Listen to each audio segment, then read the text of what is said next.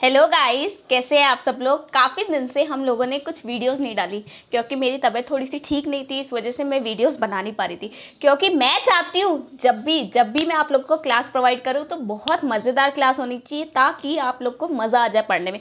जैसे जैसे गाने सुनने में मज़ा आता है ना, वैसे वैसे मेरी क्लास में भी सुन को मज़ा आ जाना चाहिए आप लोगों को। ऐसा नहीं लगना चाहिए कि मैम बहुत बोरिंग पढ़ा रही है। नहीं नहीं नहीं नहीं नहीं, बिल्कुल नहीं, ऐसा कभी नहीं लगेगा आप लोगों को कि मैं बिल्कुल बोरिंग पढ़ा रही हूँ। मैं जब भी पढ़ाऊँगी आप लोग को पूरा दिल और जान से पढ़ाऊँगी।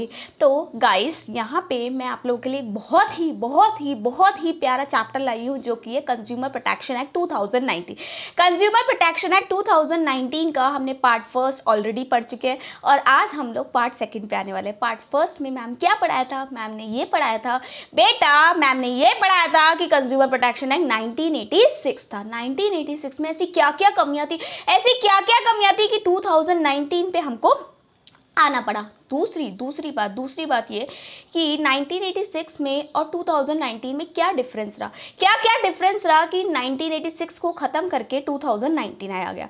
उसके बाद हम लोगों ने इस एक्ट का ऑब्जेक्ट देखा था कि what is the object of consumer protection act 2019। उसके बाद हम लोगों ने बहुत ही प्यारा टॉपिक पढ़ा था कंज्यूमर के राइट। हक हक हक किसके हक? कंज्यूमर के हक। किसके हक? कंज्यूमर के हक। ये हम लोगों ने पढ़ा था। उसके बाद हम लोगों ने कुछ डेफिनेशंस पढ़ी थी। तो वो वाली सारी डेफिनेशंस आप लोगों को कहाँ पे मिलेगी? पार्ट फर्स्ट में मिलेगी। तो पार्ट फर्स्ट देखो और आप लोगों को बहुत मज़ा आने वाला है, क्योंकि हमारा ये फेवरेट चैप्टर होता है। क्यों मैम, ऐसा क्यों ये फेवरेट चैप्टर होता है?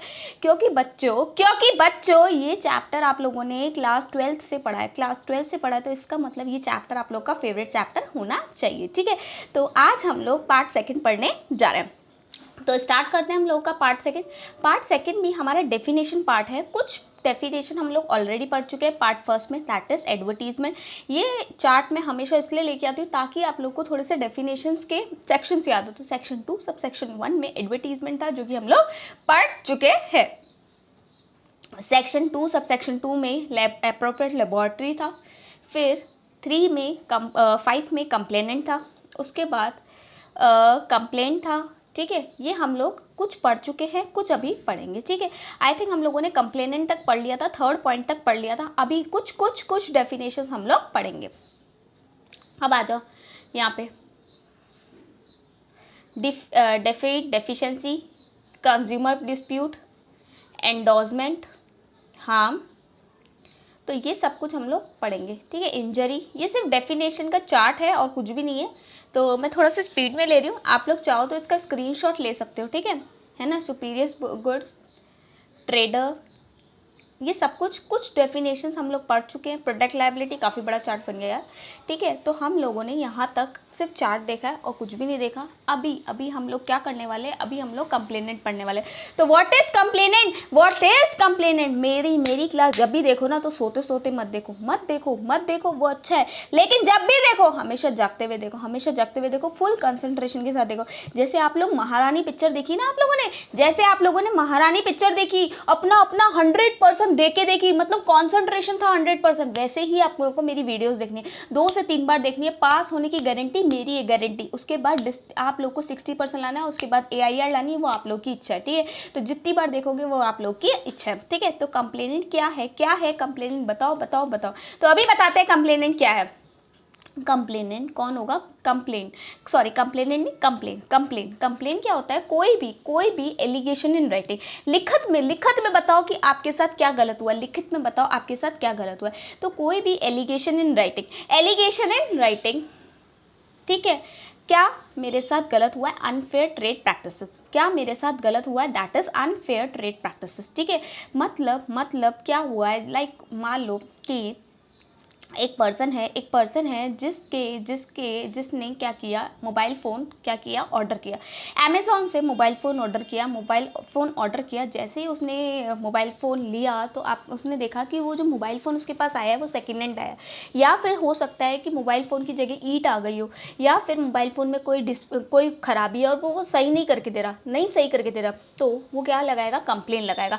और कंप्लेन हमेशा राइटिंग में होनी चाहिए। एक बात याद करना, एक बात हमेशा याद रखना, कंप्लेन कब होती है? जब डिस्प्यूट होता है। अगर अमेज़ॉन से आपने कोई मोबाइल फ़ोन ऑर्डर किया है और वो मोबाइल फ़ोन क्या हो रहा है, उसमें आवाज़ नहीं आ रही, या फिर कोई ख़राब है मोबाइल फ़ोन, तो वहाँ पे आप लोग अमेज़ॉन वालों को बोलोगे और वो अमेज़ॉन वाले खुशी खुशी उसको चेंज करने के लिए रेडी है, तो वहाँ पे कोई कंप्लेन का बात ही नहीं बनती। ठीक है, कंप्लेन जब होगी जब अमेज़ॉन वालों ने आपको मना कर दिया कि निकल जा, तेरे को आईफोन चेंज करके नहीं देंगे, तो वहाँ पे कंप्लेन होगी। तो कंप्लेन कब होगी, जब आपके साथ कोई अनफेयर ट्रेड प्रैक्टिसेस हुई है। अच्छा, अमेज़ॉन की पॉलिसी थी कि 7 दिन के अंदर अंदर आप चाहो तो मोबाइल रिटर्न कर सकते हो, नहीं तो हम लोग लायबल नहीं है। अब आप लोग 7 दिन तक सो रहे थे और 7 दिन बाद आप लोगों को पता चला कि मोबाइल फ़ोन में डिस्प्यूट है, ठीक है, प्रॉब्लम है, तो वहाँ पे अमेज़ॉन वाले लायबल नहीं है। ठीक है, वैसे मोबाइल वगैरह फ़ोन पे 1 साल की गारंटी आती है, तो वो एक अलग बात है कि वारंटी बाद की आती है, तो आप बाद में भी कर सकते हो। लेकिन अमेज़ॉन वाले अगर बोलते हैं कि हम लोग सिर्फ 7 दिन के लिए लायबल है, तो आप लोगों को 7 दिन में कंप्लेन करनी चाहिए थी। अगर आप लोगों ने 7 दिन में कंप्लेन नहीं की, उसके बाद आप बोल रहे हो कि अमेज़ॉन वाले गलत है, तो नहीं भाई, इसमें आप लोग की गलती है। तो अगर आप लोग के साथ कोई अनफेयर ट्रेड प्रैक्टिसेस होती है तो आप कंप्लेन कर सकते हो, लेकिन आप लोगों को देखना है कि ये गलती कहीं हमारी तरफ से तो नहीं है। ठीक है, तो गलती अगर सामने वाले की तरफ से और सामने वाला अपनी गलती नहीं मान रहा, तभी डिस्प्यूट होगा, और डिस्प्यूट क्या होगा, आप लोगों को क्या करना पड़ेगा, राइटिंग में कंप्लेन करनी पड़ेगी। तो अनफेयर ट्रेड प्रैक्टिसेस हुई है आप लोगों के साथ। दूसरा, गुड्स सफ़र फ्रॉम डिफीट। ठीक है, मतलब गुड्स में डिफेक्ट है। ठीक है, जैसे कि मैंने टी शर्ट मंगाई, ये फटी हुई निकली, मैंने ये टी शर्ट मंगाई, फटी हुई निकली, फेड निकली। ठीक है, तो ऐसे में गुड्स में डिफेक्ट है। अगर गुड्स में डिफेक्ट है तो वहाँ पे मैं कंप्लेन कर सकती हूँ। अगर ट्रेडर मुझे उसको चेंज नहीं करवा के दे रहा, अगर ट्रेडर चेंज करा के दे रहा है, तो वहाँ पे कंप्लेन की कोई बात ही नहीं बनती। Services suffer from deficiency. देखो, गुड्स में डिफेक्ट होता है, लेकिन सर्विसेज में डेफिशिएंसी होती है, सर्विसेज में कमी आती है। ठीक है, जैसे कि मान लो मैंने आप लोगों से बोला कि अब से मैं आप लोग को यहाँ पे ऑनलाइन क्लासेस दूंगी, और उसके बदले में मैंने आपसे 10,000 रुपीज़ फीस ले ली। ठीक है, आप लोगों को मैंने बोला कि मैं ऑनलाइन क्लासेस दूंगी, उसके बाद मैंने आप लोगों से 10,000 रुपीज़ फीस ले ली। अब क्या हुआ, मैंने आप लोग को 1 चैप्टर पढ़ाया, 2 चैप्टर पढ़ाया, 3 पढ़ाया, 4 पढ़ाया, 4 के बाद मैंने बोला बाय बाय, अच्छा चलती हूँ, दुआओं में याद रखना, बाय बाय, टाटा, चलती हूँ, दुआओं में याद रखना। मतलब वहाँ पे क्या हुआ, वहाँ पे ये हुआ कि मैंने आप लोगों को क्या बोला, मैंने आप लोगों को बोला कि अब मैं आप लोगों को नहीं पढ़ा सकती, मेरे पास बिल्कुल भी टाइम नहीं है। तो वहाँ पे मैंने आप लोगों को क्या दी, सर्विस दी, और सर्विस में क्या की, डेफिशिएंसी की। तो आप लोगों ने मुझे बोला मैम प्लीज़ पढ़ा दो, मैंने बोला नहीं, अब मैं नहीं पढ़ा सकती, सॉरी। ठीक है, आप लोगों ने बोला मैम प्लीज़ पढ़ा दो, हमारा कोर्स कैसे होगा, तो मैंने बोला नहीं, मैं नहीं पढ़ाऊंगी, बाय बाय, टाटा, दुआओं में याद रखना। तो वहाँ पे हम दोनों के बीच में डिस्प्यूट हुआ, तो आप लोगों ने बोला देखो अब हम आपको बताते, तो वहाँ पे आप लोग कंप्लेन कर सकते हो। तो नेक्स्ट, एक्सेसिव प्राइस, मतलब एमआरपी लिखी हुई है 10 रुपये, और आप 12 रुपये ले रहे हो मेरे से, हैं आप 12 रुपये ले रहे हो, तो वहाँ पे मैं कंप्लेन कर सकती हूँ। सेम केस मेरे साथ एक बार हुआ था, मैं एग्जीक्यूटिव या प्रोफेशनल में थी, मुझे याद है, मैं अगरबत्ती लेने गई थी, तो अगरबत्ती पे प्राइस लिखी हुई थी 9 रुपीज़, और शॉपकीपर ने मेरे से 10 रुपीज़ ले लिए थे। तो वहाँ पे मैं चाहती तो वहाँ कंप्लेन कर सकती थी, लेकिन एक ये अलग बात है कि हम लोग करते नहीं है कंप्लेन, हम लोग क्या कर लेते हैं, 1-2 रुपए का देखते नहीं। ठीक है, अगर हम चाहें तो हम लोग कंप्लेन कर सकते हैं, ठीक है, लेकिन हम करते नहीं है, वो एक अलग बात होती है। तो हम लोगों ने 4 पॉइंट पढ़े, अनफेयर ट्रेड प्रैक्टिसेस की गलत तरीके से गलत, ठीक है, मतलब फेयर लवली बताई, लगाते ही गोरे हो जाओगे, अरे 7 दिन में गोरा, मतलब फेयर लवली को बोलते हैं 7 दिन में गोरा। तो वहाँ पे क्या सच में आप लोग 7 दिन में गोरे होते हो क्या फेयर लवली लगाने से? क्या सच में आप लोगों के फेस पे बहुत ज़्यादा ग्लो आ जाता है क्या फेयर लवली लगा के? तो ऐसा नहीं होता, ठीक है। तो ये अनफेयर ट्रेड प्रैक्टिस है। आप लोगों को पता है फेयर लवली का भी नाम चेंज होके ग्लो एंड लवली हो चुका है, ठीक है। तो वो इसीलिए हो चुका है क्योंकि फेयर लवली लगाने से ऐसा कुछ भी नहीं हो रहा है कि 7 दिन में आप लोग गोरे हो रहे हो। तो वहाँ पे अनफेयर ट्रेड प्रैक्टिसेस को रोकने के लिए क्या कर रखा है इन लोगों ने, कंप्लेन कर रखी है कि कंप्लेन कर लेते हैं ये लोग, और इसकी वजह से वहाँ पे उसका नाम भी चेंज किया गया। गुड्स में डिफेक्ट है, मैंने कोई चीज़ मंगाई, फटी हुई निकली, ख़राब निकली, फेड निकली, तो वहाँ पे क्या होगा, हम लोग कंप्लेन कर सकते हैं। दूसरा सर्विसेज, मैं फ़ीस लेके आप लोगों को नहीं पढ़ा रही हूँ, तो वो भी मेरी डेफिशिएंसी हो जाएगी। गुड्स में डिफेक्ट होता है लेकिन सर्विसेज में डेफिशिएंसी होती है। प्राइसेस को मैंने एक्सेसिव चार्ज कर रखा है। हजार्डियस गुड्स, मेरे इतने लंबे काले घने बाल, इतने सुंदर सुंदर बालों के लिए मैं एक हेयर ड्रायर लाई, इतने लंबे काले घने बालों के लिए मैं सुंदर सुंदर हेयर ड्रायर लाई। अब हेयर ड्रायर लाई तो मैंने हेयर ड्रायर जैसे ही लगा गया तो मैंने सोचा कि हेयर ड्रायर से मेरे बाल और अच्छे हो जाएंगे, मेरे बाल और अच्छे हो जाएंगे और स्ट्रेट हो जाएंगे, बहुत प्यारी लगूंगी मैं। जैसे ही मैंने हेयर ड्रायर को स्टार्ट किया मेरे बाल जल गए। तो अगर कोई गुड्स में हजार्डियस था, अगर कोई गुड्स ऐसे हजार्डियस गुड्स है तो आप लोग को उसको बारे में बताना चाहिए, ठीक है। अच्छा, हजार्डियस गुड्स में दो तरीके से हम लोग को नुकसान पहुंच सकता है। एक तो मैन्युफैक्चरर ने या फिर जो रिटेलर है जिसने गुड सेल किया है उसने हमको बताया नहीं।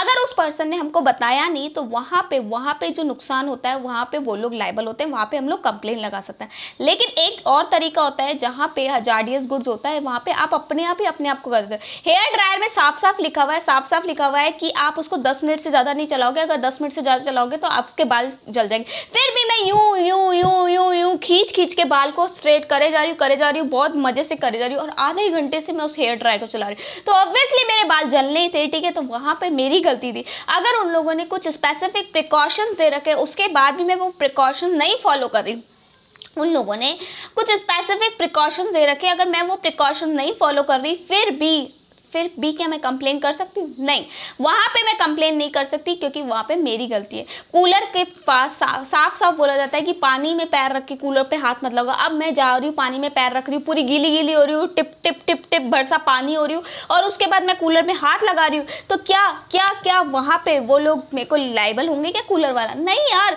क्यों? क्योंकि वहाँ पे मेरी गलती है। ये कॉमन सी चीज़ें हैं जो हमें पता होनी चाहिए। अगर मैन्युफैक्चरर ने कुछ स्पेसिफिक प्रिकॉशन दे रखे हैं उसके बाद भी आप उसको तोड़ के काम कर रहे हो तो वहाँ पे हजार्डियस गुड्स नहीं माना जाएगा, वहाँ पे आप लोग कंप्लेन नहीं कर सकते। लेकिन अगर मैन्युफैक्चरर ने आपको कुछ बताया नहीं है, कोई प्रिकॉशंस नहीं दे रखे और आप उसको यूज़ कर रहे हो, बिल्कुल सही तरीके से यूज़ कर रहे हो, उसके बावजूद भी अगर आपको नुकसान पहुँचता है तो वो हजार्डियस गुड्स हो जाते हैं, तो वहाँ पर आप लोग कंप्लेन कर सकते हो, ठीक है। हजार्डियस सर्विसेज भी हो सकती है, हजार्डियस गुड्स के साथ हजार्डियस सर्विसेज भी हो सकती है, ठीक है। हजार्डियस सर्विसेज भी हो सकती है, ठीक है। जैसे कि वोडाफोन की सर्विस मान लो है, वोडाफोन की सर्विसेज है जिसकी वजह से क्या हुआ, मैंने कोई पैक डलवाया, जैसे मैंने मोबाइल चला रही थी, मोबाइल चलाते चलाते एकदम से मोबाइल फट गया। अगर कोई सर्विसेज मैं ले रही हूँ वोडाफोन से, स्पेसिफिकली कोई सर्विस ले रही हूँ, वो सर्विस की वजह से मैं वो मोबाइल चला रही हूँ, एकदम से मोबाइल फट गया जिसकी वजह से मेरे चेहरे पे पूरे दाग हो गए, तो वहाँ पे जो मुझे नुकसान हुआ दैट इज हजार्डियस सर्विसेज, ठीक है। तो एलिगेशन इन राइटिंग मैं कर सकती हूँ, यहाँ पे मैं कंप्लेन कर सकती हूँ। प्रोडक्ट लाइबिलिटी एक्शन हम लोगों ने ऑलरेडी पढ़ चुके हैं हम लोग लास्ट वीडियो में, तो वहाँ से आप लोग देखो कि प्रोडक्ट लाइबिलिटी एक्शन होता क्या है, what is the actual meaning of product liability action, ठीक है। कि अगर प्रोडक्ट खराब होता है तो फिर कौन से क्या कैसे कोई एक्शन ले सकता है, ठीक है। तो वहाँ पे हम लोग देखते हैं, ठीक है। मैं एक बार शॉर्ट तरीके से बता सकती हूँ कि अगर अमेज़ॉन से कोई चीज़ खराब आ रही है तो मैंने अमेज़ॉन को कंप्लेन की, अगर अमेज़ॉन से कोई चीज़ खराब आ रही है तो मैंने अमेज़ॉन को कंप्लेन की। अब अमेज़ॉन को अगर मैंने कंप्लेन की और अमेज़ॉन वाला नहीं सुन रहा तो वहाँ पे भी मैं कंप्लेन कर सकती हूँ, ठीक है। तो प्रोडक्ट लायबिलिटी एक्शन का मतलब ये हुआ कि अगर किसी के ऊपर हम लोग एक्शन ले, मतलब जो लायबल है उसके लिए अगर वो लोग कुछ काम नहीं कर रहे तो वहाँ पे हम लोग एक्शन ले सकते हैं, ठीक है। तो यहाँ पे हम लोगों ने क्या पढ़ा, व्हाट इज कंप्लेन। कंप्लेन का मतलब होता है कोई भी एलिगेशन राइटिंग में होनी चाहिए, लिखित में होनी चाहिए। किस बारे में? Unfair trade practice. पहला अनफेयर ट्रेड प्रैक्टिस, मेरे साथ याद करो, मेरे साथ बोलो, जय हिंद नहीं बोलना भाई, जय हिंद नहीं बोलना, क्या बोलना है? Unfair trade practice. Good suffer from defect, services suffer from deficiency. Good suffer from defect, services suffer from deficiency. Excessive price charge कर ली, हजार्डियस गुड्स है या फिर हजार्डियस सर्विसेज है या फिर प्रोडक्ट लायबिलिटी एक्शन। इन सभी कारणों में हम लोग क्या कर सकते हैं, कंप्लेन कर सकते हैं इन राइटिंग,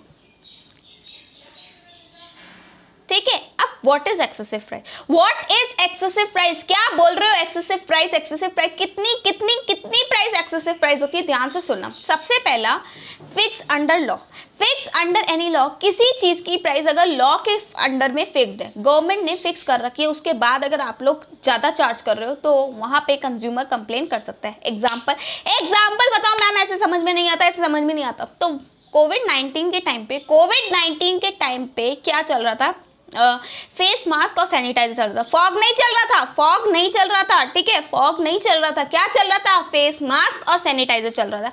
आज भी आप लोग कहीं जाते हो तो फेस मास्क और सैनिटाइजर को कैरी करते ही करते हो, मतलब उस टाइम फेस मास्क और सैनिटाइजर बहुत चल रहा था।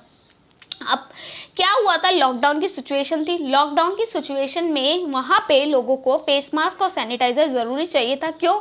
क्योंकि लॉकडाउन की सिचुएशन थी, लोगों को जान बचानी थी, कोविड बहुत ज़्यादा फैला हुआ था, तो वहाँ पे फेस मास्क और सैनिटाइज़र बहुत कॉस्टली हो गए थे, बहुत कॉस्टली हो गए थे। 200 रुपये की चीज़ 600 में मिल रही थी, फिर भी लोग खरीद रहे थे, फिर भी लोग खरीद रहे थे। क्यों खरीद रहे थे? क्योंकि लोगों को अपनी जान बचानी है। तो वहाँ पे एक ट्वीट आया था गवर्नमेंट की तरफ से, रामविलास पासवान ने, जो कि की डेथ हो चुकी है, ठीक है, उन्होंने एक ट्वीट किया और ट्वीट करके ये बताया कि फेस मास्क और सैनिटाइज़र की जो रेट है, फेस मास्क और सैनिटाइज़र की जो रेट है वो 100 रुपये से ज़्यादा नहीं होनी चाहिए। जो छोटा वाला सैनिटाइज़र है, जो 200 ml की सैनिटाइज़र की बॉटल है, उसकी रेट 100 रुपये से ज़्यादा नहीं होनी चाहिए। तो वहाँ पे गवर्नमेंट ने फिक्स कर दिया, फिक्स कर दिया, फिक्स कर दिया, फिक्स कर दिया। तो अगर गवर्नमेंट कोई प्राइस फिक्स करती है, that is fix under law, ठीक है, या फिर किसी एक्ट में किसी चीज़ की प्राइस लिखी हुई है कि इतने से ज़्यादा नहीं लेना, तो अगर आप उससे ज़्यादा ले रहे हो तो वहाँ पे क्या होता है, कंज्यूमर कंप्लेन कर सकता है। अगर फेस सैनिटाइज़र 200 ml की बॉटल 100 रुपये से ज़्यादा अगर आपको कोई बेच रहा है, ठीक है, तो वहाँ पे आप लोग कंप्लेन कर सकते हो। आज बेच सकता है क्योंकि वो नोटिफिकेशन सिर्फ 30 जून 2020 तक का था, ठीक है। तो अगर उस टाइम अगर कोई आपको बेच रहा था तो वहाँ पे आप लोग चाहो तो कंप्लेन कर सकते हो। Next, display on the good or any package of such goods, ठीक है। जैसे कि मेरे साथ केस हुआ था, MRP पे लिखा हुआ था 9 रुपीज़, MRP लिखा हुआ था 9 रुपीज़, लेकिन मुझसे कितने ले लिए गए, 10 रुपये ले लिए गए, मुझसे 10 रुपये ले लिए गए, ठीक है। तो MRP लिखी हुई है 9 रुपीज़, लेकिन मुझसे ले लिए गए 10 रुपये। अच्छा एक बात बताऊं, सब चीज़ों को रिलेट करते हुए चलो, क्योंकि यहाँ पे आपको सब कुछ पढ़ना है, यहाँ पे आपको सब कुछ पढ़ना है, तो सब कुछ रिलेट करते हुए चलो। एक बात बताऊं, अगर MRP से ज़्यादा आपसे कोई प्राइस चार्ज कर रहा है, MRP से ज़्यादा अगर कोई आपसे प्राइस चार्ज कर रहा है, तो आप कहाँ जा सकते हो, कंज्यूमर कोर्ट में जा सकते हो, कंज्यूमर कंप्लेन करवा सकते हो। लेकिन एक एक्ट है जिसका नाम है असेंशियल कमोडिटी एक्ट 1955, ठीक है, असेंशियल कमोडिटी एक्ट 1955, ठीक है। उस एक्ट के थ्रू, उस एक्ट को जिसको हम लोगों ने ऑलरेडी पढ़ लिया है, हमारी 2-4 वीडियो लास्ट वीडियोस में आप लोगों को मिल जाएगा, आप लोगों को वो जरूर देखना चाहिए, ठीक है। उस एक्ट में साफ साफ बोला गया है कि अगर कोई पर्सन किसी रेस्टोरेंट में जा रहा है या किसी मतलब रेस्टोरेंट में जा रहा है या कैफ़े वगैरह में जा रहा है, और रेस्टोरेंट और कैफ़े में अगर आपसे MRP से ज़्यादा चार्ज किया जा रहा है, तो वहाँ पे आप लोग कंप्लेन नहीं कर सकते। उसका रीज़न ये है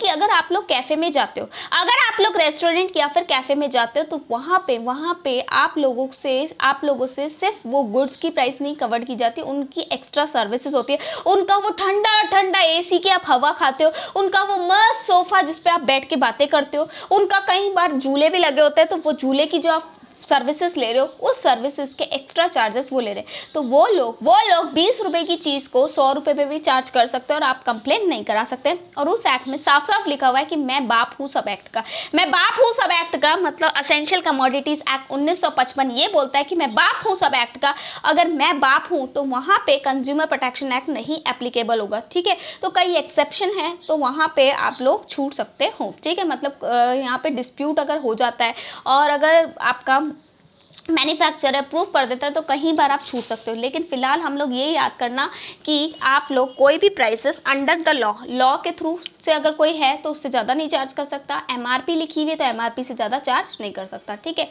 तीसरा, display on the goods list. कई बार आप लोगों ने ऐसी चीज़ें देखी होगी, जिसकी प्राइसेस MRP लिखी नहीं होती। वो लाल एप्पल, ठीक है, वो हरे अमरूद, ठीक है, आय हाय, ठीक है। मतलब कई चीज़ें ऐसी होती है जो सब्जी हो गई, फ्रूट्स हो गए, ठीक है, वेजिटेबल्स एंड फ्रूट्स हो गए, वो खुले बिकते हैं, और खुले बिकते हैं तो उसका MRP नहीं लिखा होता, लेकिन उनके लिए कोई लिस्ट बनी होती है, गवर्नमेंट उसके लिए एक लिस्ट बना के रखती है कि एप्पल है तो इतने से ज़्यादा का नहीं बिकना चाहिए, अगर ग्रेप्स है तो इतने से ज़्यादा का नहीं बिकना चाहिए। तो अगर उस लिस्ट से अगर आप लोग ज़्यादा बेच रहे हो, तो वहाँ पे आप लोग चाहो एज अ कंज्यूमर आप लोग कंप्लेन कर सकते हो। ठीक है, अग्रीड बिटवीन द पार्टीज, दो पार्टीज के बीच में अग्रीमेंट हुआ, जैसे कि मेरे घर में पार्टी है, मैंने एक पर्सन को बोला कि मुझे क्या कर 20 किलो एप्पल दे दे, 20 किलो एप्पल दे दे। उस पर्सन ने बोला ठीक है, अगर आप 20 किलो एप्पल ले रहे हो तो मैं आपको 70 रुपये किलो के हिसाब से दे दूंगा, 70 रुपीज़ पर केजी के हिसाब से आपको दे दूंगा। मैंने कहा ओके ठीक है, हम दोनों के बीच में अग्रीमेंट हो गया, ठीक है, अग्रीड हो गया। मैं आ गई घर पे, ठीक है। अगले दिन मैंने क्या देखा, अगले दिन मैं क्या देखती हूँ, मेरी तो आंखें फटी की फटी रह गई। क्या देखा मैंने अगले दिन, उसने एप्पल भेजे ही नहीं। मेरे घर फंक्शन है और मैंने उसको बोला मुझे 20 किलो एप्पल चाहिए और उसने मुझे एप्पल भेजे ही नहीं। मैंने उसको फ़ोन किया, हेलो भैया, आपने मुझे ये एप्पल क्यों नहीं भेजे? भैया ऐसा क्या हो गया कि आपने मुझे ये एप्पल नहीं भेजे? तो वो भैया बोले, मैडम अभी 70 रुपये किलो नहीं मिलेंगे, अभी 70 रुपये किलो नहीं मिलेंगे, 90 रुपये किलो मिलेंगे। मैंने बोला अच्छा, तूने मुझे कमिटमेंट किया कि मैं तेरे को 70 रुपये किलो दूंगा, तो वहाँ पे मैं चाहूँ तो कंज्यूमर कोर्ट में जा सकती हूँ। तो देखो एक्सेसिव प्राइस का मतलब क्या होता है, एक्सेसिव प्राइस का मतलब चार चीज़ों में चार अलग अलग चीज़ें, और इन सभी केसेस में हम लोग कहाँ जा सकते हैं, कंज्यूमर कोर्ट में जा सकते हैं। पहला फिक्स अंडर लॉ, अगर किसी कानून में लिखा हुआ है कि इसकी प्राइस इतनी ही होनी चाहिए तो आप उतनी ही चार्ज करोगे, उससे ज़्यादा चार्ज नहीं करोगे। दूसरा, अगर एमआरपी लिखा हुआ है तो एमआरपी से ज़्यादा आप लोग चार्ज नहीं कर सकते, ठीक है, तो ये हो गया एमआरपी वाला।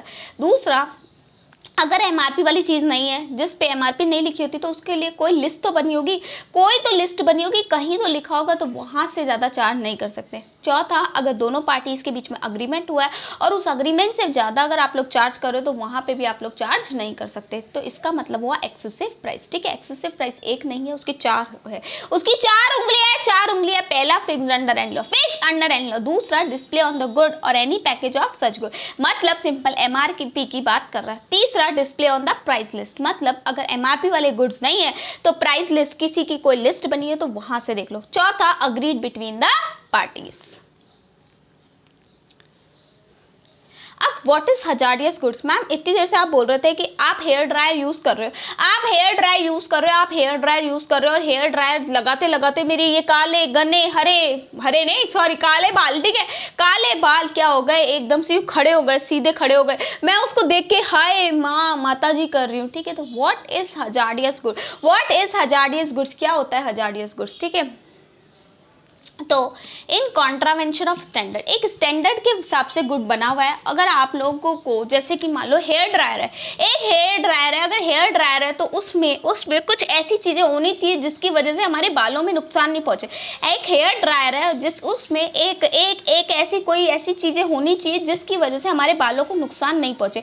तो वो गुड्स क्या है, एक पर्टिकुलर स्टैंडर्ड से बनना चाहिए। अगर मोबाइल है तो मोबाइल में भी कुछ ऐसा होना चाहिए जिसकी वजह से वो फटे नहीं, ठीक है, क्योंकि कई बार क्या देखा गया है कि मोबाइल फट जाते हैं तो लोगों को बहुत ज़्यादा डैमेज होता है, और डैमेज होता है तो इसमें क्या होता है कि वहाँ पे वो लोग कंप्लेन कर सकते हैं।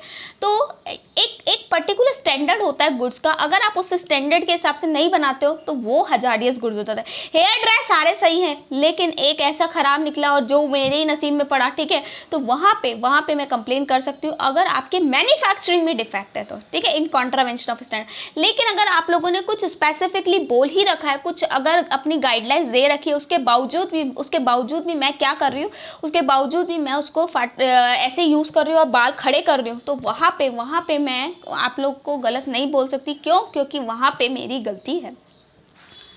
दूसरा, where the trader know that the good so offered are unsafe to the public, मतलब वहाँ पे जब मैं हेयर ड्रायर लेने गई तो वहाँ पे उस मैन्युफैक्चरर को पता था कि इससे मेरे बाल खड़े हो जाएंगे, उसको पता था कि ये मेरे लिए अनसेफ है, उसके बाद भी उसने मुझे वार्निंग नहीं दी, उसके बाद भी उसने मुझे वो बेच दिया। तो वहाँ पे मैं उसके खिलाफ कंप्लेन कर सकती हूँ। क्यों? क्योंकि उसको ये पता था कि ये मेरे लिए नुकसानदायक है, उसके बावजूद भी उसने क्या किया, मुझे उसको बेच दिया। ठीक है।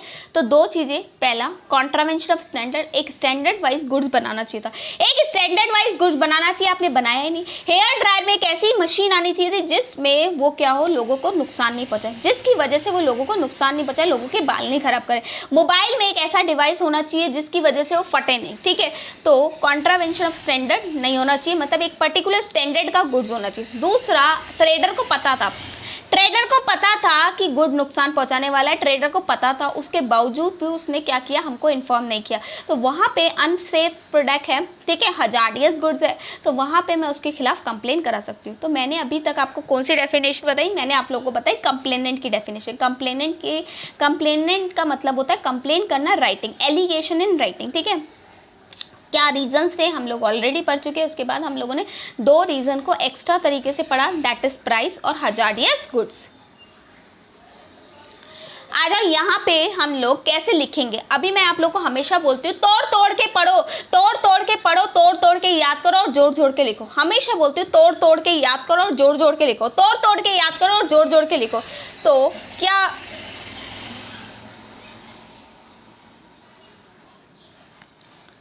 तो what is the meaning of complaint? Complaint means any allegation in writing, कोई भी एलिगेशन राइटिंग में होनी चाहिए मेड बाय द कंप्लेनेंट। कौन करता है? कंप्लेनेंट करता है। कंप्लेनेंट वो इंसान होता है जो कि कंप्लेन कर सकता है। For obtaining any relief provided bye and under this act, इस एक्ट के थ्रू आप लोग को रिलीफ मंगाए।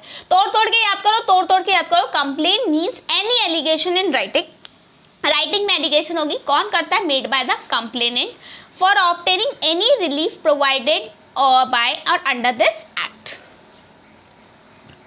ठीक है। An unfair contract or unfair trade practices, restrictive trade practices has been adopted by the trader or service provider. Fair lovely लगाओ, 7 दिन में गोरे गोरे हो जाओ। क्या फेयर लवली लगाने से हम लोग 7 दिन में गोरे हो जाते हैं? Red Bull gives your wings, क्या रेड बुल पे के विंग्स आई? मैंने सोचा कि मुझे यहाँ से केरला जाना है, यहाँ से केरला जाना है, मैं क्यों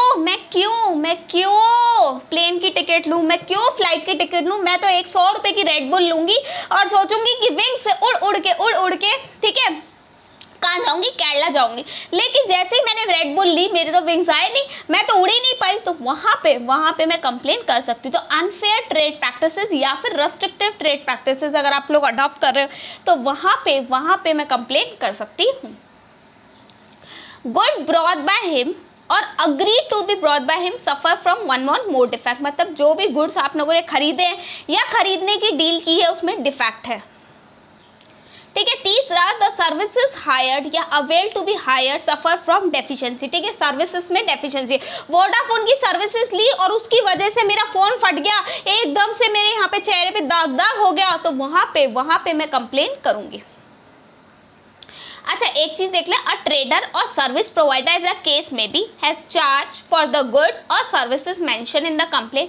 प्राइस एक्सेसिव चार्ज कर रहा है, ये देखो, ये बहुत इंपॉर्टेंट है। ये प्राइस क्या कर रहा है? एक्सेसिव प्राइस चार्ज कर रहा है, ठीक है। तो एक्सेसिव प्राइस चार्ज कर रहा है तो वहां पे भी मैं कंप्लेन कर सकती हूँ। अब व्हाट इज एक्सेसिव प्राइस? तो एक्सेसिव प्राइस हम लोग ऑलरेडी पढ़ लेंगे यहाँ पे, अरे यार, ठीक है।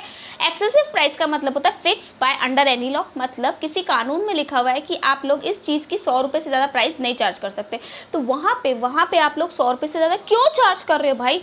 दूसरा, डिस्प्ले ऑन द गुड्स और एनी पैकेज कवरिंग, ठीक है, कंटेनिंग सच गुड, मतलब MRP लिखी हुई है 100 रुपये, MRP लिखी हुई है 100 रुपये, फिर आप लोग 200 रुपये क्यों चार्ज कर रहे हो, ठीक है। तीसरा, ठीक है, display on the price list exhibited by under the law, ठीक है, मतलब किसी चीज़ की अगर MRP नहीं है, किसी चीज़ की MRP नहीं है, फ्रूट है, वेजिटेबल है, तो वो चीज़ें उसकी प्राइस क्या होगी?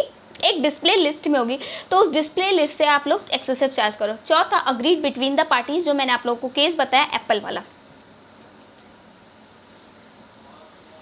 अब the good which are hazardous to life safety when used are offer to the public, ठीक है। तो what is hazardous good? Hazardous goods क्या होते हैं पढ़ा था हम लोगों ने उसको भी शॉर्ट में। तो पहला, in contravention of standard relating to safety of such good, मतलब वो हेयर ड्रायर में एक पर्टिकुलर स्टैंडर्ड होना चाहिए, उसके बावजूद भी उसमें स्टैंडर्ड नहीं है।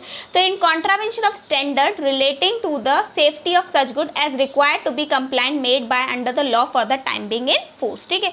और देख लेते हैं where the trader know that the goods so offered are unsafe to the public, मतलब ट्रेडर को पता था लेकिन उसके बावजूद भी वो हमको नहीं बता रहा, तो वहां पे हम लोग कंप्लेन कर सकते हैं।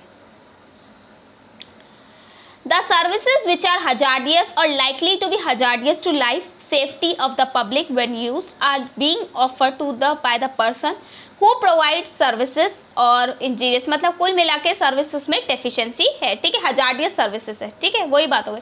A claim for product liability action against the manufacturer, मतलब मैन्युफैक्चरर को मैंने फ़ोन किया, अमेजोन वालों को मैंने फ़ोन किया कि आपका प्रोडक्ट सही नहीं है, हमें चेंज करा के दो, हमें चेंज करा के दो, हमें चेंज करा के दो, लेकिन अमेजोन वालों ने उसको चेंज नहीं करा के दिया, तो वहाँ पे मैं उसके कंप्लेन करा सकती हूँ, प्रोडक्ट सेलर के ऊपर कंप्लेन कर सकती हूँ सर्विस प्रोवाइडर के लिए।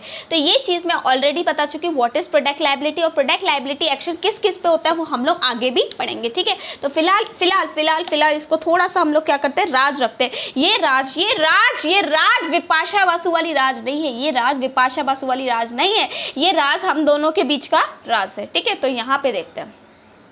अच्छा, बहुत देर से हम लोग एक डेफिनेशन पढ़ रहे हैं, दैट इज कंप्लेन। अब हम लोग दूसरी डेफिनेशन पे आते हैं, कंज्यूमर। व्हाट इज कंज्यूमर, क्या होता है कंज्यूमर, ठीक है। तो सेक्शन 2 सबसेक्शन 7 बताता है कंज्यूमर क्या होता है। तो कंज्यूमर का मतलब होता है कोई भी इंसान, any person by any good for himself और बेनिफिशियरी, ध्यान से सुनना, by any goods for himself और बेनिफिशियरी, या फिर हायर और avail any service for himself और बेनिफिशियरी। ध्यान से सुनना, कई बार मुझे पिज़्ज़ा खाना होता है, तो अगर वो पिज़्ज़ा मैं खुद खरीद के आई तो क्या मैं कंज्यूमर हूँ? यस मैं कंज्यूमर हूँ। क्या मैं कंज्यूमर हूँ? यस मैं कंज्यूमर हूँ। लेकिन कई बार ऐसा होता है कि मेरी लगातार क्लासेस होती है, तो जिसकी वजह से मैं जा नहीं पाती, तो मैंने मेरे पापा को बोला कि मुझे पिज़्ज़ा ला दो, तो उन्होंने जो पिज़्ज़ा परचेज किया वो मेरे लिए खरीदा, खुद के लिए नहीं खरीदा। वो थोड़ी खाएंगे पिज़्ज़ा तो मैं खाऊंगी, तो क्या वो भी कंज्यूमर होंगे या फिर मैं कंज्यूमर होंगी? दोनों ही कंज्यूमर होंगे। अगर आप कोई गुड्स खुद के लिए खरीद रहे हो, या फिर किसी बेनिफिशियरी के लिए खरीद रहे हो, दोनों ही कंज्यूमर होंगे। By any good for himself और बेनिफिशियरी, तो अगर कोई गुड्स आप लोग खुद के लिए खरीद रहे हो या फिर किसी बेनिफिशियरी के लिए खरीद रहे हो, तो वो भी क्या होंगे? कंज्यूमर होंगे, ठीक है। तो दोनों ही कंज्यूमर कहलाएंगे। दूसरा, आप लोग कोचिंग पढ़ते हो तो आप लोग क्या देते हो? उसके बदले में फीस देते हो। अगर आप लोग किसी कोचिंग में पढ़ रहे हो तो आप लोग उसके बदले में क्या दे रहे हो? फीस दे रहे हो। तो वो फीस क्या है? किसके बदले में? सर्विसेज के बदले में। आप लोग क्या ले रहे हो? कोचिंग से सर्विसेज ले रहे हो। खाने को तो कुछ नहीं मिलता ना वहाँ पे सिर्फ नॉलेज मिलती है, ठीक है, सर्विसेज मिलती है। तो वहाँ पे कौन फीस देता है? आप खुद फीस देते हो, तो आप भी क्या हो गए? कंज्यूमर हो गए। लेकिन आप लोग अगर फीस नहीं दे रहे हो, आप लोग के पेरेंट्स फीस दे रहे हैं, तो वो भी कंज्यूमर कहलाएंगे। तो हायर और avail any service for himself और बेनिफिशियरी, मतलब आपने खुद के लिए कोई सर्विस ली या फिर बेनिफिशियरी के लिए ली, दोनों ही कंज्यूमर कहलाएंगे। वापस गुड्स और कंज्यूमर में अगर आप लोग गुड्स और सर्विसेज अगर आप लोग खुद के लिए ले रहे हो, तो आप लोग कंज्यूमर कहलाओगे। गुड्स और सर्विसेज अगर आप लोग खुद के लिए ले रहे हो तो आप लोग कंज्यूमर कहलाओगे, और गुड्स और सर्विसेज अगर आप लोग किसी दूसरे के लिए ले रहे हो तो भी आप लोग कंज्यूमर कहलाओगे, और जिसके लिए ले रहे हो वो भी कंज्यूमर कहलाएगा। तो दोनों में से कोई भी कंप्लेन कर सकता है, ठीक है। For the consideration. अच्छा एक बात बताओ, जहाँ पे अगर हम लोग किसी बेनिफिशियरी के लिए सर्विसेज ले रहे हैं, तो वहाँ पे अगर बेनिफिशियरी कंप्लेन करे तो ही बेटर है, ठीक है। क्योंकि अगर कोई, जैसे मान लो मैंने मेरे पापा को बोला कि पिज़्ज़ा लेके आना, मैंने मेरे पापा को क्या बोला कि मेरे लिए पिज़्ज़ा लेके आना, ठीक है। अब मैंने मेरे पापा को बोला मेरे लिए पिज़्ज़ा लेके आना, तो पापा ने पिज़्ज़ा नहीं खाया, पिज़्ज़ा तो किसने खाया? मैंने खाया। तो वहाँ पे मेरे को पहले प्रायोरिटी मिलेगी कि मैं कंप्लेन करूँ, ठीक है। वो कर सकते हैं, लेकिन मेन प्रायोरिटी मुझे मिलेगी। अच्छा, पिज़्ज़ा फ्री में मिला था या पैसे दिए थे? तो हम लोग कोई भी कंज्यूमर जब भी कहलाएगा जब वो कोई भी गुड्स या सर्विसेज कंसिडरेशन में ले रहा है।